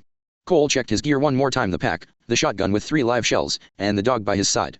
He cracked open a can of beans, eating slowly, letting the small warmth of food anchor him. Outside, the world waited, but for tonight, the shop was a sanctuary. For tonight, that was enough. Chapter 29: Echoes of War. Shots cracked in the darkness, sharp and unrelenting. Cole's chest tightened as he dropped low behind a crumbling wall, standard-issue rifle pressed against his shoulder. Muzzle flashes lit the night in stuttering bursts, illuminating the shattered street and the dust-choked ruins of buildings that had once been homes. It was 2031. Cole was 19, fresh-faced but hardened by months of patrols, firefights, and the constant hum of danger. His squad moved like shadows beside him, rifles ready, eyes scanning every corner. "Move up," a voice barked. Lieutenant Harrow, always on edge. Cole obeyed instinctively, sliding along the broken wall, feet careful on loose rubble. The air smelled of gunpowder, blood, and smoke. One of his squad mates, Jensen, let out a grunt, dragging himself behind cover with a grazing wound on his shoulder. Cole's hands shook, but only slightly. He had been through worse ambushes, mortar fire, night raids, yet each new firefight brought a familiar surge of adrenaline, a mix of fear and focus that sharpened every sense. From the shadows, enemy silhouettes darted between ruins. Cole exhaled slowly, aiming, and squeezed the trigger. The rifle cracked, echoing off the empty streets. One fell. Another crouched behind a burnt-out car, rifle trembling in his hands. Cole ducked as another shot whizzed past, dust spraying from the wall beside him. His mind went into autopilot: move, aim, fire, cover, repeat. The chaos was controlled chaos, discipline bred from years of training, years of learning how to survive. And then, all of a sudden, rat-a-tat-a-tat-a-tat. The sound ripped through the night like a chainsaw tearing flesh from bone. Machine gun fire spat metal and death, shredding the air around them. Cole slammed to the ground, rifle pressed against his shoulder, teeth gritted. Dirt and rubble exploded around him as bullets tore into the wall he'd been using for cover. In seconds, half of the squad were gone, dead or writhing on the ground, blood pooling into the cracks of the street. Jensen screamed, clutching his mangled shoulder. Another groaned in a wet, choking rasp, face pressed into the dirt. Cole's ears rang, his chest hammering like a war drum. Instinct took over: movement, breath, focus, all stripped down to one thing: survive. The world had reduced to muzzle flashes, smoke, and the smell of iron and fear. Every step, every breath, every trigger squeeze mattered. Hesitation meant death. And in that chaos, Cole understood something he would carry for the rest of his life: survival wasn't bravery, it wasn't skill, it was sheer, unflinching focus in the face of carnage. Chapter 30: The Encounter. Cole woke in a slick of sweat, heart hammering, every nerve on fire. His hands instinctively gripped the shotgun, raising it before the fog of memory cleared. The nightmare of 2031 faded, replaced by the reality he now lived: a different war, a different enemy, but war nonetheless. Slowly, cautiously, he lowered the shotgun, breathing ragged. The stale shop air did nothing to settle the knot in his stomach. Then clang. Sharp. Metal on concrete. From the front of the shop. Cole snapped the shotgun back up, muscles coiling, every sense screaming. He rose to his feet, eyes darting toward the source, listening to the subtle shuffle of the shadows. The dog growled low in the corner, tail stiff. Cole knew whatever was out there wasn't human. Or maybe it was, and desperate. Either way, this night wasn't done with him yet. "Who's there?" Cole called, voice sharp but controlled, cutting through the oppressive silence of the abandoned shop. His eyes flicked to every shadow, every dark corner, shotgun raised and ready. The dog growled again, low and warning, hackles rising. Cole's ears caught the faintest sound: a scrape, a shuffle, maybe just a rat, or maybe not. He tightened his grip, shifting slightly to see past the broken shelves and overturned crates that littered the floor. The shop seemed empty, but his instinct screamed otherwise. Something or someone was out there, just beyond the reach of the dim light. "Show yourself," he barked, voice echoing off the walls. "I'm not asking twice." The silence returned, thick and suffocating. Then a faint cough. From the front door. Cole's pulse spiked. Every muscle tensed. The game of predator and prey had begun again, and he wasn't about to lose. Cole's voice cut through the shadows, rough and cautious. "I'm in the back here. I ain't gonna hurt you. Safety in numbers, right?" Silence answered him at first, just the soft skitter of the dog's claws on the concrete. Then, movement slight, hesitant. A shadow flitted across the broken glass of the front window, and Cole adjusted his stance, shotgun raised, eyes narrowing. Slowly, carefully, he took a step forward, using the scattered crates as cover. The figure human, definitely human, though ragged and tense shifted, one hand raised, empty. Cole squinted, trying to make out details. A hoodie, zipped up tight, dark jeans caked in dust. The person's face was obscured, hood casting it in shadow, but there was no mistaking the desperation in their stance. You alone? Cole asked, keeping his tone low, almost conversational, though his finger hovered near the trigger. Don't move too quick. I don't want to have to shoot. The figure shook their head slowly, the sound barely audible. No, just me. Please. I didn't mean. Cole lowered the shotgun slightly, not trusting completely, but curious. Easy there. Come closer. I need a look at you. Don't make sudden moves. The figure stepped forward, hesitant, feet crunching over the shattered concrete. Cole's heart still thumped in his chest, every instinct screamed caution. One wrong move and this could end badly. But the figure didn't lunge, didn't attack.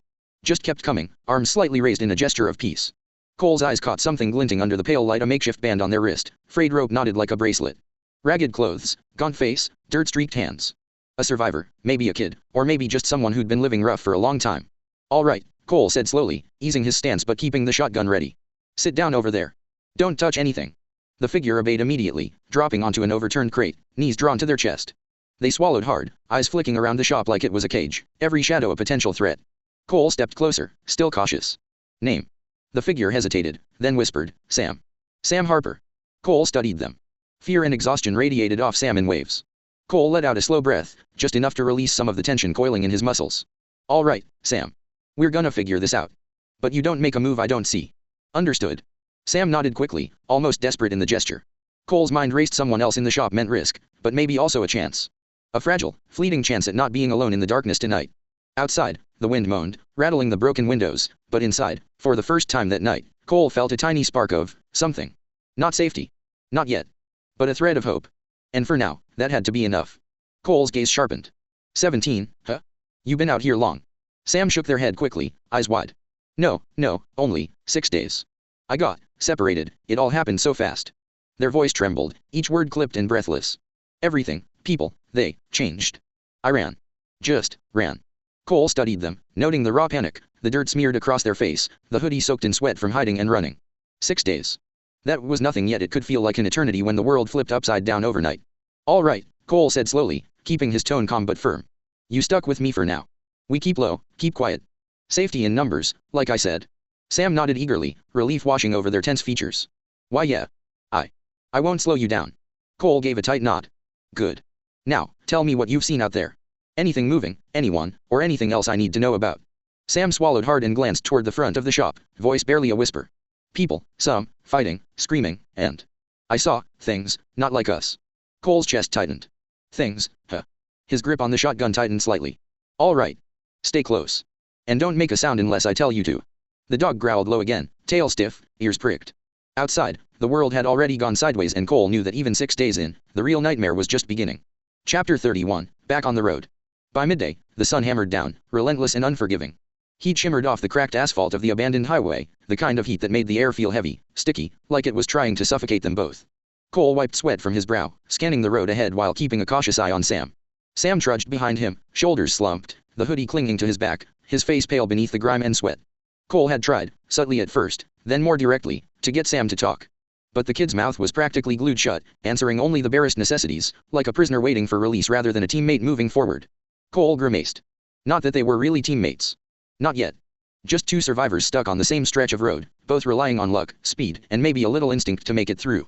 They moved in a loose formation, Cole leading, shotgun slung across his back now that the immediate threat of the shop had passed, ears straining for any sign of trouble. Sam kept pace silently, eyes flicking to every movement, every shadow along the roadside. The highway stretched ahead like a scar across the landscape. Burnt-out cars, abandoned luggage, the occasional overturned sign, remnants of a world that had been ripped apart in less than a week. Cole's hand brushed against the strap of his pack, fingers tightening. Every sound made him twitch, every glint of metal on the horizon made him pivot. We should be close to the checkpoint soon, Cole muttered, mostly to himself, eyes scanning the distant tree line. Couple hours, maybe. Hopefully. Sam nodded, finally offering more than a monosyllabic response, though his voice was still hesitant. Checkpoint, yeah. Safe. Cole let out a humorless laugh, squinting at the horizon. Safe? Don't even know if that word means anything anymore. But it's better than out here alone. The kid didn't argue, just kept moving, glancing nervously over his shoulder at the desolate landscape behind them. A dry wind blew dust and loose debris along the asphalt, tugging at the edges of Cole's shirt and rattling Sam's hoodie strings. The silence between them was thick, punctuated only by the distant caw of a crow or the crunch of gravel beneath their boots.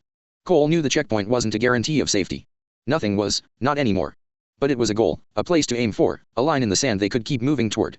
And until they reached it, they'd stick together. Reluctantly, uneasily, but together all the same. As they walked, Cole's mind replayed the last 6 days, the chaos, the screams, the streets turning into hunting grounds. And now, with Sam in tow, every step on this road felt heavier, like the world was watching them, weighing them, waiting to see who would slip first. Chapter 32, The Arrival. As they crested the final rise, the checkpoint came into view. Cole squinted against the glare of the midday sun. Armed guards moved purposefully along the cracked tarmac, rifles slung over shoulders but relaxed, scanning for threats rather than hunting prey. A hastily constructed watchtower loomed over the site, timber patched with corrugated iron, looking unstable but it clearly worked. The soldier manning it pointed at them and barked into his radio, voice sharp but controlled. Sam's pace slowed beside Cole, hoodie sticking to his sweat-soaked back. "Do you think they'll let us through?" he muttered, glancing nervously at the armed guards. Cole didn't answer immediately. He studied the checkpoint, noting the lines of people waiting, the chaos of families and stragglers, the piles of abandoned bags and makeshift shelters. It wasn't perfect, but it was a lifeline, a structured attempt to bring order out of the madness. "Yeah," Cole said finally, voice low but firm. "We stick together. Don't act panicked. Just follow the rules, do what they tell you. That's it." Sam nodded, adjusting his pack. The boy looked pale, tense, every step heavy with exhaustion and fear. Cole put a hand on his shoulder, steadying. "You'll be fine. Just stay close." From the watchtower, the soldier barked another command, and a lower guard stepped forward, waving them toward the processing area. People were lined up in clusters, families, loners, a few others who looked as worn and scared as Sam. The air smelled of dust, sweat, and fear, with the occasional whiff of burned plastic from nearby abandoned vehicles. Cole and Sam joined the line, moving slowly forward. The guards checked papers or in some cases, just faces and gave curt instructions. A sense of urgency rippled through the evacuees, but there was also a strange relief in the controlled chaos. Here, at least, someone was trying to maintain order. Cole glanced down at Sam. The kid's hands were clenched into fists, knuckles white, eyes scanning everything nervously. "See," Cole said softly. "We're not under fire. We're not running for our lives right this second. Just get through this line, and we'll be out of the sun and somewhere safe." Sam let out a shaky breath, nodding. The line creaked forward, dust rising from every step. For Cole, every second felt like a test of patience, of judgment, and of keeping the kid from completely unraveling in the middle of the apocalypse. The checkpoint might not be perfect, but right now, it was a lifeline. As they got closer, Cole realized the line wasn't long at all. Maybe 20 people, if that. Most looked like they'd been waiting since dawn, faces sunburnt, eyes hollow. A few soldiers moved among them, checking bags, ticking names off clipboards that were already dog-eared and smudged with dust. It hit him then they'd already moved most of the civilians out. The real evacuation must have happened yesterday. What was left now were the stragglers, the unlucky, and the lost. Cole and Sam took their place near the back. The air buzzed faintly with conversation, quiet, uneasy. People whispered in clusters, trading rumors like currency. "Still no word from Amberley," one man muttered, rubbing his temples. "They said the radio went dead last night," a woman whispered back. "No orders coming through. They're just sitting here waiting." Cole's stomach tightened. Amberley Ralph Base was the heart of the regional command. If they'd gone silent, that meant something was very wrong. He caught a guard's expression as the man passed, tired eyes, forced discipline. That kind of look only came from holding the line without knowing if there was still a line to hold. Sam shifted beside him, voice low. "What's Amberley?" "Air base," Cole said. "Big one. South of Ipswich. If they're not answering, that's bad news." Sam went quiet, eyes fixed on the guards ahead. One of them waved a few people forward, motioning to a tent set up beside an idling truck. Cole noticed how the guard's hand lingered near his rifle, even though there wasn't any threat nearby. It was habit now, everyone expecting the worst. A woman ahead asked when the next transport was leaving. The guard didn't answer right away. He just looked down, adjusted his grip on the clipboard, and said, "When orders come through." Cole felt that hit harder than any gunfire. No one was in charge anymore, not really. Just uniforms clinging to procedure while the world around them fell apart. He glanced at Sam. "Stay sharp, kid," he muttered quietly. "This place might not be as safe as it looks." Chapter 33 questioned. Cole stepped out of line. He'd had enough of standing around while the world fell apart. The guards looked tense, confused. Nobody seemed to know what was going on, and that was worse than any firefight. He started walking toward the command tent, ignoring the murmurs that rippled through the line behind him. "Hey, sir, stop right there," a soldier barked, jogging toward him, rifle half raised but not aimed. The kid couldn't have been more than 20, face flushed, sweat cutting lines through the dust on his cheeks. Cole didn't slow down. The soldier moved to block him. "You can't go in there. Orders are." Cole's voice snapped like a whip. "Stand down before I put you down, soldier." The words came out rough, automatic, the kind of tone only someone who'd been a sergeant could pull off. The young private froze, momentarily unsure whether to argue or salute. That half-second of hesitation was all Cole needed. He shoved the soldier aside, hard, sending him stumbling back into the dust. Gasps rippled from the civilians still waiting in line. Sam's eyes went wide as Cole strode straight toward the command tent, jaw set, hands clenched into fists. 2 more guards moved to intercept, but one of the older sergeants barked out from near a truck, "Hold your fire. Let him through." His tone was wary, curious.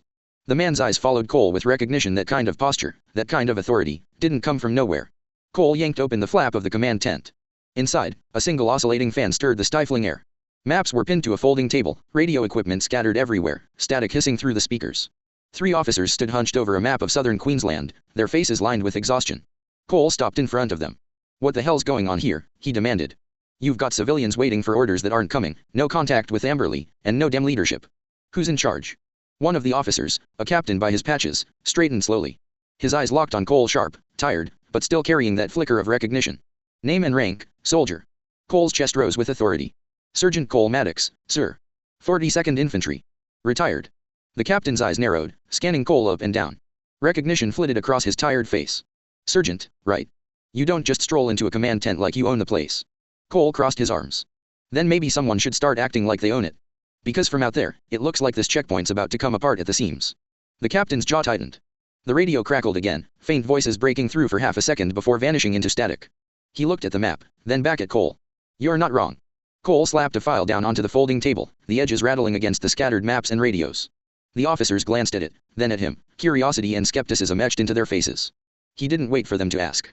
He flipped it open, letting the sunlight catch the laminated cover. The header glared. "Commonwealth of Australia, Department of Defence. Australian Army Personnel Record. Classification, declassified, for limited release." Cole let his eyes meet the captain's. "That's me. Sergeant Cole Maddox. 42nd Infantry. Special Air Service. Recon, counterinsurgency, urban warfare. 8 years in the field." He tapped the page that listed his deployments in China, the awards, commendations, and final rank. "You see this? This isn't just a scrap of paper. I've commanded men. I've been in worse chaos than anything you've seen out there. And right now, we don't have time to wait for orders that aren't coming through." The captain leaned in, reading the details, noting the commendations, the operational experience. His expression shifted slightly, recognition, maybe even respect, though wariness remained. Cole didn't stop. He flicked to the medical discharge summary, letting the faintest edge of frustration show. "Yes, I've got my scars, but I'm fit to operate. I know how to keep people alive. And that includes the civilians waiting outside your gate." The captain rubbed his eyes, taking a slow breath. "All right. Sergeant Maddox. I'll admit you've got the creds. But this isn't just about leading troops. You need to understand, our resources are stretched thin. Orders are intermittent. Communications with Amberley went down last night. We've got evac lines running cold. People are jittery." Cole's jaw tightened. "Then we fix it. I'm not here to argue about paperwork. I'm here to get control before this place turns into another bloodbath." The captain's hand hovered over the radio, glancing at his other officers. "If you're serious, you'll need to take initiative. Get in the trenches, coordinate evac, keep people moving, and keep them alive. Are you willing to take responsibility?" Cole's green eyes locked on his. "I'm already in it. Let's start." Sam shifted uneasily behind him, hoodie soaked in sweat, but Cole didn't glance back. There wasn't time. The checkpoint was a lifeline, but without someone taking charge, even a lifeline could snap. Cole picked up the file, tucked it back under his arm, and strode toward the radio table. Orders or no orders, someone had to lead, and right now, it was him. A loud crack shattered the humid air inside the tent. Cole's head whipped around, shotgun instincts kicking in before his brain fully registered the sound. It wasn't a rifle. No, the heavy report and echo made it clear, a shotgun. "Sam!" Cole barked, yanking the tent flap open, hard hammering. Outside, chaos had erupted. Sam stood frozen, Cole's shotgun clutched awkwardly in his hands. Smoke curled from the barrel, and a young soldier lay sprawled on the tarmac, blood dark and spreading across the dusty asphalt. Cole's eyes darted around, adrenaline sharpening every sense. "What the hell, Sam?" Sam's face was pale, eyes wide, and panicked. He lowered the shotgun a fraction, shaking, mumbling almost incoherently. He. Cole's mind raced. He caught the tension in Sam's posture, the guilt twisting his features. "I know," Cole said sharply, moving toward him, tone low but firm. "I know he did something to make you snap. But this isn't the solution, Sam. You know that." Sam's hands trembled violently. I didn't mean he made me." His words stumbled into sobs. "I just he touched me. I didn't want to, I didn't mean to." Cole's stomach clenched. The weight of command pressed down, the instinct to protect and control screaming in his veins. He stepped close, placing a firm hand on Sam's shoulder. "All right. Deep breaths. You know what you did was wrong, yeah? You know that." Sam nodded frantically, tears streaming, hoodie plastered to his back with sweat and grime. I know. I panicked." Cole's green eyes scanned the rest of the checkpoint. Other soldiers were frozen, shocked, unsure whether to intervene. The tension was thick, ready to snap into more violence. Cole's mind snapped into control mode. "Put the gun down. Slowly." On the ground, Cole ordered, voice steady, commanding, non-negotiable. Right now, before anyone else gets hurt. I mean it, Sam. Don't come any closer. Sam's voice cracked, high and desperate. His wide eyes darted around, wild and unfocused, chest heaving, like he was ready to bolt or break apart at any moment. Cole's instincts screamed. He held up his hands slowly, voice low, steady, trying to reach him. Sam, it's me. It's okay. I'm not here to hurt you. Just put the gun down. Please. Sam's entire body jittered, eyes darting between Cole and the rifle. He raised it slightly, aiming in shaky arcs. I can't. I can't. You don't understand. Cole edged closer, careful but deliberate. I do understand, Sam. I get it. But you've got to calm down, or someone's going to get hurt. No one wants that. Not me. Not you. Sam's jaw trembled. He lowered the gun for a fraction of a second, just enough for Cole to rush forward, intending to grab it. But Sam reacted instantly. He jerked the shotgun back up, aiming it at his own head. Cole's stomach dropped. No. Sam. A whisper cut through the tension, chilling in its clarity. I'm sorry, Mama. Before Cole could reach him, the trigger clicked. The world exploded into red. Blood sprayed in a fine mist, some of it misting over Cole's face, warm and sticky. The stench hit him immediately, metallic and sharp. Sam's body slumped forward, the gun sliding from his lifeless hands. Cole staggered back, stomach lurching, eyes wide, chest heaving. The world felt unreal. The checkpoint, the tent, the sun blaring overhead, it all seemed distant, muffled under the pounding of his own heartbeat. He dropped to his knees beside Sam, hands trembling. No, his voice broke, raw and hoarse. The dog growled low in the distance, but Cole barely registered it, consumed by shock and horror. Every training drill, every battle, every horror he'd survived in war meant nothing compared to this. This was different. This was permanent. This was failure.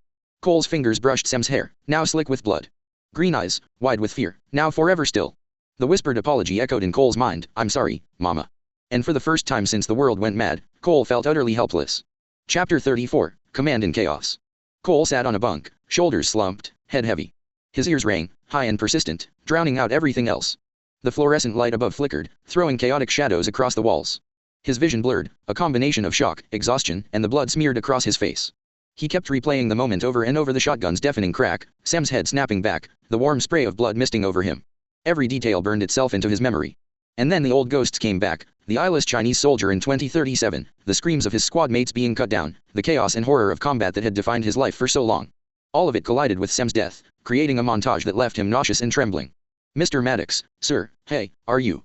The voices reached him again. Other soldiers hovered nearby, tense, cautious. They spoke in hushed tones, trying to coax him back into the present. One knelt beside him, hand brushing against his shoulder. You're okay? We need you to focus. Can you hear us? Cole's throat felt tight. Words wouldn't come. The ringing in his ears drowned everything else.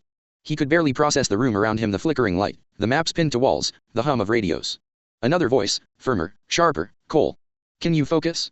The checkpoint is unstable. Orders aren't coming through. We need to stabilize this. Cole's fists clenched into his knees. He wasn't in charge. He wasn't the one issuing commands. He couldn't make anyone follow him. All he could do was observe, analyze, and try to guide with the experience etched into his mind. His hands still carried the sticky residue of Sam's final moments, a visceral reminder of how fast things could spiral out of control. A hand pressed on his arm again, firmer. Look at me, Cole. We need your help. Now. Cole blinked, forcing himself to focus. His green eyes met the soldiers. The respect he commanded from his past life made them pause, hesitant but attentive. They weren't following orders from him, not yet, but they were listening. Cole stood up slowly, body tense but controlled, eyes scanning the soldiers around him. His gaze swept over each uniformed face, noting the hesitation, the uncertainty, the fear barely held at bay. Your command has abandoned you, gentlemen, he said, voice low, steady, carrying that edge of authority only years in combat could forge. The words hung heavy in the air, making a few soldiers shift uneasily. Amberley has either fallen, or cut its losses. He paused, letting it sink in. Then, sharper, and its losses, referring to you lads. Murmurs rippled through the room. The older sergeant's jaw tightened, while the younger privates glanced nervously at each other. The reality was brutal, undeniable, and Cole's words only amplified it. One soldier finally broke the silence. Sir, we don't know that. We haven't heard anything yet. Cole's green eyes didn't waver. You haven't heard anything because there's nothing to hear. Radio's silent, lines down, evac orders frozen. You're on your own. That's the truth. You can sit here hoping for someone else to save you, or you can start acting like you're still alive. A tense quiet followed, broken only by the hum of the radios and distant shouts from the checkpoint outside. Cole's tone wasn't cruel, it was fact. Brutal, undeniable fact, the kind only someone who had survived combat for years could deliver without hesitation. You want to survive, he continued. Then start thinking. Start moving. Keep your heads, keep your men, and keep your people alive. Because nobody else is coming to do it for you.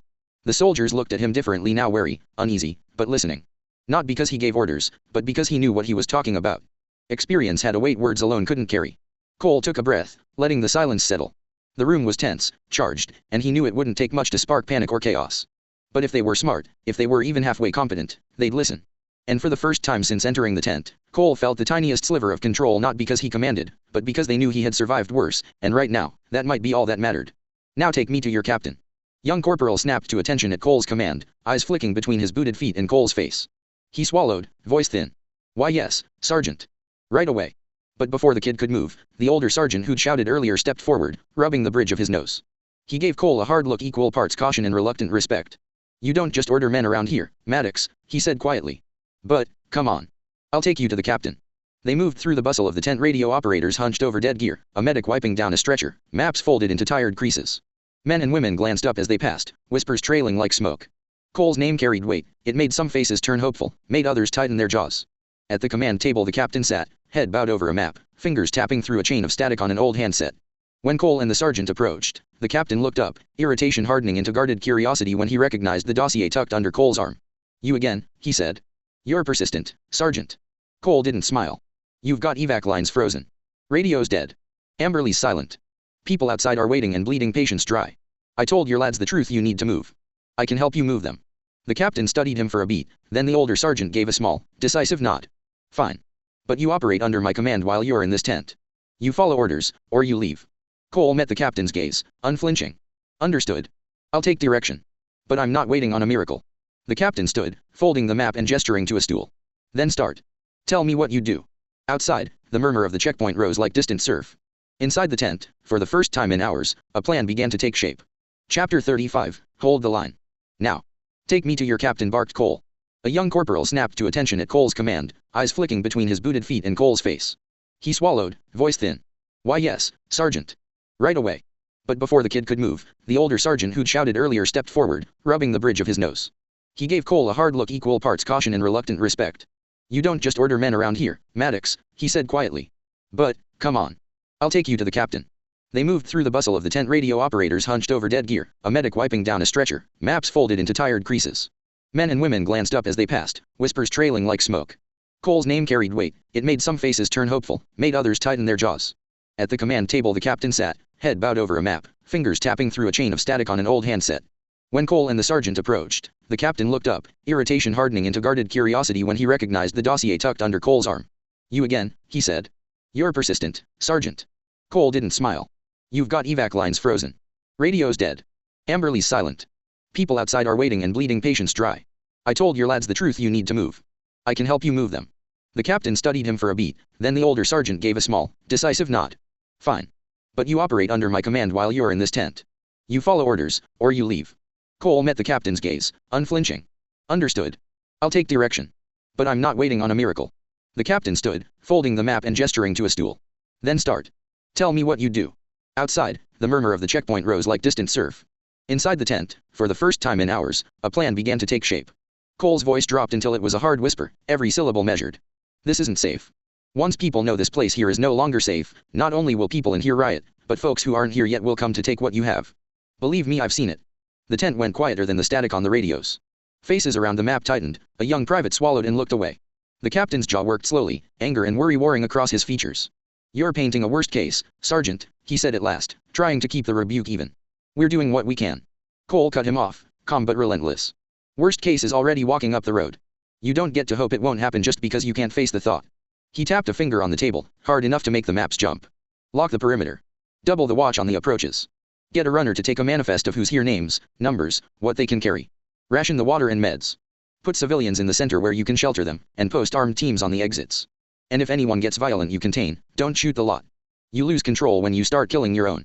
The older sergeant gave a low, involuntary whistle. The captain pinched the bridge of his nose, then looked at Cole with a new, raw calculation. You expect us to do all that with half our kit and no comms? Cole didn't flinch. You do it because it's the only way to buy time. If you wait for orders that aren't coming, you'll be picking dead names off the tarmac tomorrow. He let the words hang a second, then added quieter, I'll run the perimeter teams. I'm not taking command. I'm offering muscle and a plan. You keep the authority. Do it now. Around the table, the tension shifted from indecision to movement. People started barking orders, one to fetch water, another to staple a makeshift roster to a clipboard. The captain inhaled slowly, then nodded once, sharp. All right. We'll do it on your word, Maddox. You get me perimeter and manifest. We keep the chain. We don't open the gate unless I say so. Cole gave a curt nod. Outside, somewhere beyond the tents, a distant shout rolled across the tarmac, a reminder the clock was already ticking. Chapter 36 The Shout. Cole tore through the flap of the command tent, boots hammering the tarmac. The air outside was thick with heat and panic shouts, scraping boots, the distant crackle of a radio left open. Another shout split the air sharp, terrified. He zeroed in on it and started running, weaving between evacuees and soldiers. The Kemp's order was slipping. People were tense, clutching bags, kids, whatever they could carry. As he passed a young soldier fumbling with his rifle, Cole's hand moved without thought. He unclipped the man's sidearm straight from its holster and kept moving. The soldier blinked, confused hey. But by the time the word left his mouth, Cole was 20 meters ahead. He came up on the crowd near the fence, a knot of people shouting and backing away. Something was wrong. Cole slowed, eyes scanning, reading the scene in a blink. A lone man was stumbling backwards across the tarmac, eyes wide, blood down one arm. Behind him, half in shadow, another figure lurched into view, jerky, staggering, wrong. Cole's instincts kicked in hard. He brought the pistol up in both hands, sight steady despite the tremor in the air. Back off. Get away from him. The civilians froze. The first man stumbled and fell, scrambling backwards on his hands. The figure behind him came fully into the light-skin grade, mouth working soundlessly, eyes cloudy. Cole fired once. The shot cracked through the camp, echoing off the hangars. The thing dropped instantly, a dead weight hitting the tarmac with a wet thud. Everyone went silent for a half-second. Then the screaming started. Stay down. Cole barked, waving the pistol as soldiers came rushing in. Perimeter breach. We've got movement outside the fence. The private he'd nicked the gun from arrived, panting. Sir, what the hell was that? Cole's jaw was tight. Not a what? A who? And there's more coming. He scanned the horizon. The haze beyond the wire fence shimmered in the heat, but shapes were moving out there. Slow. Uneven. He racked the slide, checked the chamber. Get your captain. Now. The captain arrived right on cue, boots striking the tarmac hard, his voice already cutting through the chaos. The hell's all the shooting about, and why does this man have a gun? He barked, glaring between Cole and his own soldiers. Cole didn't flinch, lowering the pistol just enough to show he wasn't about to use it again. There's been a perimeter breach, he said flatly, jerking his chin toward the fence. Old mate up in the watchtower, his eyes snapped up to the lookout, giving the man a glare sharp enough to cut steel, failed to notice the hostiles moving in. The captain followed Cole's line of sight, squinting toward the tower. The soldier up there was pale, frozen, fumbling with his binoculars like he'd just realized what he'd missed. Cole continued, tone clipped and professional. I put one down near the fence before it reached the civilians. There's more out there in the haze. They're slow, but they're coming. The captain's jaw tightened. You expect me to believe? You don't have to believe me, Cole interrupted. Just look. He nodded toward the wire fence. Through the shimmer of heat, a few shapes were already visible, shambling, uneven, dragging themselves closer. The captain's expression changed, the soldier in him kicking in over disbelief. He turned to his men. Sound the alarm. Lock this place down, now. Cole holstered the pistol into his belt and muttered under his breath, told you it wasn't safe. Chapter 37 The Fog. Cole sat there, drenched in blood, theirs, everyone's. The air was thick with the metallic stench of it, hanging heavy beneath the oily smoke drifting up from the tarmac below. His ears rang from the constant gunfire, every shot too close, every explosion rattling the bones in his skull. He started counting. 1, 2, 3. Not a breathing exercise, a body count. How many of theirs were down? How many of his had fallen? How many he had put down himself? It had to be in the hundreds by now. He leaned forward on the rattling platform, peering through the fog and gun smoke. Below, the sea of bodies still shifted. Hundreds more were moving among the piles of the dead, slow, hungry, relentless. The watchtower swayed under the weight of them, pressing and clawing at the base, the steel frame groaning like it was begging to give way. The Browning's barrel was red hot, still smoking. He'd kept it firing until it coughed dry, spitting steam instead of brass. Orders, sir. Orders, a young private screamed beside him, voice cracking through the ringing haze. The kid couldn't have been older than 19, his hands trembling as he reloaded a rifle that had no magazine left to feed it. Cole didn't answer right away. His jaw clenched as he scanned the horizon, nothing but fog, flame, and corpses. The civilians were gone. All of them. The checkpoint was a graveyard now. Hold your fire, Cole said finally, voice low, steady. Let me think. The men obeyed, too scared not to. Cole checked what he had, his shotgun, scooped up before they'd been pushed back this far, now just dead weight, every shell spent. He had an AUG stare he'd lifted off a body, but his last magazine was shared between the 4 men trapped up here. 1 mag for 4 rifles. Their sidearms were empty. The Browning was dry. The tower was shaking. Below, the dead moaned, the sound of meat grinding against metal. Cole swallowed hard, eyes unfocused for a second, lost in the fog that rolled through the air and the one that filled his mind. He'd been in bad spots before, pinned down, outgunned, surrounded. But this wasn't a war anymore. This was extinction clawing its way up the tower. Well, he muttered, voice flat, cracked. I really can't think of a way out, boys. No one answered. The words just hung there in the thick, smoky air. He let out a dry laugh that sounded more like a cough, then dropped the rifle. It clattered against the steel grate. "Anyone got a smoke?" he asked, slumping to the floor. The others looked at each other hollow-eyed, gray-faced. One of them shook his head slowly. No one did. The four of them had barely made it up the tower. The rest, the captain, the other soldiers, the civilians, were gone. Torn apart within minutes. It had all happened so fast. Too fast. Cole had faced them before one-on-one, in alleys, in houses. That he could handle. But this was different. A horde didn't think. Didn't care.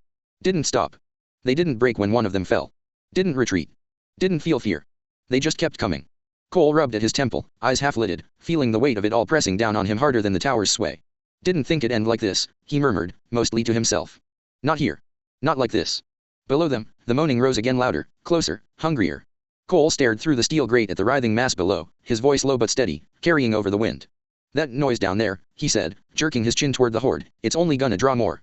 And then more, and more, and more." He glanced at the three men left with him. Their faces were pale in the dim light, eyes darting to every sound. "Before you know it," Cole continued, "we'll either starve up here, or this tower'll topple over under the weight of M. And when it does," he paused, letting the moans from below fill the silence. "In 2 minutes, all that'll be left is well nothing. I'd wager they'd even eat our bones." No one laughed. No one even breathed. The tower creaked again under the press of bodies at its base, the sound like a ship hull under strain. Cole leaned back against the rail, eyes still scanning the fog. "So we'd better start thinking before they finish the job for us." Chapter 38. No Way Out. They sat there in silence that seemed to stretch on for a millennium. The only sound was the creak of the tower and the dull, wet moan of the horde below. Every man was staring at something different: the floor, the horizon, the gun in his lap, each of them searching for a way out that didn't exist. No one found one. Cole's hands rested on his knees, head bowed. He could feel their eyes flicking to him, waiting for him to say something, to tell them what to do. But he had nothing left to offer. Then, softly, someone spoke. "My name's Private Adam Kerr," the youngest of the three said, voice trembling at first but growing steadier as he went on. "Joined up last year. Thought it'd make my dad proud. He was Army too. Lost him when I was 8. No one interrupted. Adam kept talking, eyes fixed on the blood-slick tarmac below. "Got a little sister back home.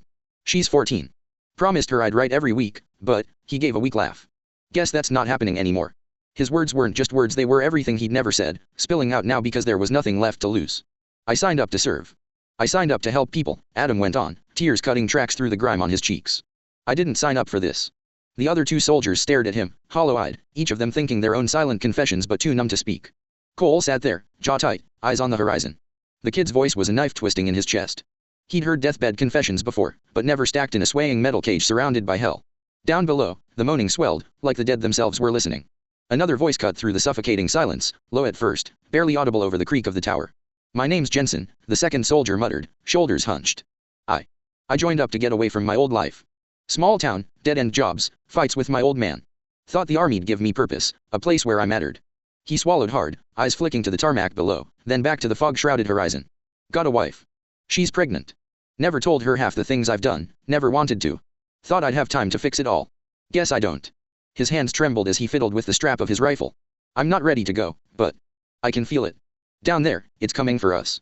And there's no running. No orders. No miracle. Just us, and whatever's waiting." The tower creaked again, groaning under the weight of the dead pressing closer. Every man felt it, the same sinking certainty that there really wasn't a way out. Cole stayed quiet, watching both of them. He could hear the truth in their voices, the resignation, the fear. It was contagious, but he swallowed it down, forcing himself to think, to stay sharp. They needed him, even if he wasn't in charge. The silence stretched again, thicker this time, and all four of them waited for the inevitable, knowing that soon, the horde below would force the next move. The third soldier shifted, voice tight, as if speaking would shatter him. "My name's Ramirez," he muttered, barely above a whisper. I joined because I thought I could make a difference. Thought I could protect people, my little brother, my mom, anyone who couldn't fight for themselves." He swallowed hard, eyes flicking down to the tarmac below, then back to the fog-shrouded horizon. I never got the chance to say goodbye to them. My brother, he's only 12. I wanted him to be proud of me. And my mom, she deserves better than this. I don't even know if she'll ever know what happened to me." Ramirez's hands shook as he gripped the railing, knuckles white. I'm scared. I know we're not gonna make it. But I wanted to get it off my chest, before." His voice trailed off, lost in the moans and the wind, the sounds of the horde pressing closer. Cole stayed silent, eyes scanning below, jaw tight. He let the words hang in the air, heavy and raw, each confession a reminder of what they were fighting for and what they were about to lose. The fog swirled around the tower, thick and clinging, and somewhere in the distance, a new, wet groan rose from the horde. The inevitability pressed in from all sides. Cole fell quiet, letting the weight of the confessions settle. The fog outside thickened, the moans of the horde growing louder, pressing in from all sides. The three soldiers shifted slightly, eyes on him. Not demanding, but waiting. Curious. Fearful. Searching. They wanted to know his story. Cole met their gazes, sensing the unspoken question in each pair of eyes. What about you, Maddox? What have you seen? What have you done? For a moment, the silence stretched, heavy and expectant, the world reduced to the four of them on the swaying platform, the dead below, the fog around, and all eyes now on him. Chapter 39, Cole Maddox. When I turned 10, my mother and father died on the way home from a good mate's wedding. My old man was military, fought in Afghanistan. I was an only child. Mum's parents passed before I was born, and Dad's mother died when I was still a baby. That left my grandfather the only real family I had left. He raised me hard. Tough. That old man wasn't easy. A Vietnam vet. Did his bit over there. Maddox men have been military men for as far back as you can trace. It's a tradition, enlist at 18. My grandfather's dad fought in Korea, his in World War II, his in World War I. Before that, every war you could think of. You'll find us on record. Hell, even before settlement, when we were still Scotsmen, we were in the army there. Records since the time they started keeping them. And before that? I'm sure of it. My granddad died just before my 18th birthday. When he passed, I enlisted in the Australian infantry. I thought it'd be like the war stories my dad used to tell me when I was a little tacker, or the ones granddad told at the dinner table or while camping. But it wasn't. China wasn't like what they described. We won, sure, but for what? I saw good mates die. Good men. Better soldiers. When I turned 21, I joined Special Forces. SASR. By 26 I was medically discharged. PTSD. Can't blame them. When I got back, I drifted around the outback doing cattle work for a couple of years. At 28, I came back to the Big Smoke to become a mechanic. I turned 29 last month. Second-year mechanical apprentice now. I'm an alcoholic, nicotine-addicted orphan with nothing but a few medals to show for my 8 years of service. And the PTSD, oh, the PTSD. I still see the men I killed. The men I lost. Granddad said memories get harder to recall as you get older. For me, it's been harder to forget. It's not all glory, this life. Not like they told me. And with no living family, if I die here today, no one will remember my name. Everyone I've ever met, spare you three, is dead. Cole's voice cracked at the end of his story. The three men in the tower stared at him, faces pale, eyes wet, caught between fear and awe. Cole let the silence stretch a moment, then spoke again, softer this time, but steady. So I ask you boys, remember my name. He stood, joints stiff, wiped at the tear streaking down his blood-smeared cheek with the back of his hand. Below them, the horde shifted restlessly, a sea of bodies, moaning, clawing, hungry. The tower creaked under their weight as they slammed against its supports. Cole looked down at them, then back at the three soldiers. His mouth twitched into something between a grim smile and a farewell. Without another word, he slung his empty rifle off his shoulder, let it clatter to the floor, and stepped to the edge. For a heartbeat, he just stood there, breathing in the acrid smell of gunpowder and blood, the groans of the dead below like a tide rising. Then he jumped. Down into the pit of them. Chapter 40 Goodbye. Cole hit the ground like a sack of wet rags and sprang up before the world could catch its breath. Pain bloomed everywhere at once, teeth tearing into shoulder, hands grappling at his legs, but he didn't stop. He shoved, palms raw, elbowing the closest bodies aside, ripping a ragged path through the press of limbs and teeth. Hey you bastards! Follow me, he roared, voice raw as gravel. He shoved the nearest things aside with everything he had, clearing space where there was none, dragging himself forward by sheer force of will. There was no grand plan left, no clever maneuver, only one simple, brutal objective: get out of that pit, keep moving, don't trip. If he went down here, the tower would go with him. He snapped curses at the dead, bait and challenge in the same breath. "Come you cunts. Come get some delicious human flesh." The words were more for himself than them a howl to steal his legs. He bolted, hurtling over fallen bodies, palms scrabbling on slick tarmac, knees slamming into warm, bloody heaps that had been people an hour ago. Each step tore at him, shirts shredded, knuckles split, flesh bitten and torn, and still he ran. The herd followed. It was working. The noise of hundreds turned to a single dragging pursuit behind him, bodies pushing through the fog like a living tide. Cole ran until his lungs burned, until his legs shook, until the taste of iron and smoke filled his mouth. Behind him, the tower's frame thudded as the creatures swarmed where he'd been, a wall of bodies trying to climb up toward the four men clinging to steel. He didn't look back. Every shout he threw over his shoulder was a promise and a threat: keep them busy, keep them hungry for him. Keep them away from the tower. He ran until the world narrowed to footfalls and moans and the single, steady drumbeat of survival. From the tower, the men gripped the railings, eyes wide and unblinking. They watched Cole sprint up the road, a storm of bodies thundering after him. Every push, every shout, every reckless, fearless move struck them to their core. A true hero. A Maddox warrior through and through. They held their breath as he vanished into the fog, dragging every dead in his path, baiting the horde away. Slowly, carefully, the boys climbed down from the tower, hearts still pounding, legs stiff from fear and adrenaline. A Humvee waited, battered but serviceable. They climbed in and drove off, seeking somewhere to hole up, somewhere to survive. Days passed. Smoke cleared, bodies were counted, and the cost of their escape became painfully clear. When the chaos had faded enough, they went in search of Cole. They followed the grim breadcrumb trail of bodies scattered, trampled, torn, each a mark of where he had fought, survived, and survived alone. Hours of searching led them to a car, beaten and barricaded, hundreds of dead pressed against it as if trying to claim what was inside. The soldiers peered through the grimy window. Inside, they saw a man, clothes torn, skin covered in bites and scratches. A dagger embedded in his head, a gruesome testament to what he had endured. And at his side, alive, sat the dog. Not a stray anymore. Not just a companion. Cole's only true friend. The closest thing he had recently had to a family. The men stared, silent, letting the weight of it sink in. A hero had fought, had bled, and had fallen. But the spirit of the Maddox warrior, and the loyalty he'd forged, lived on.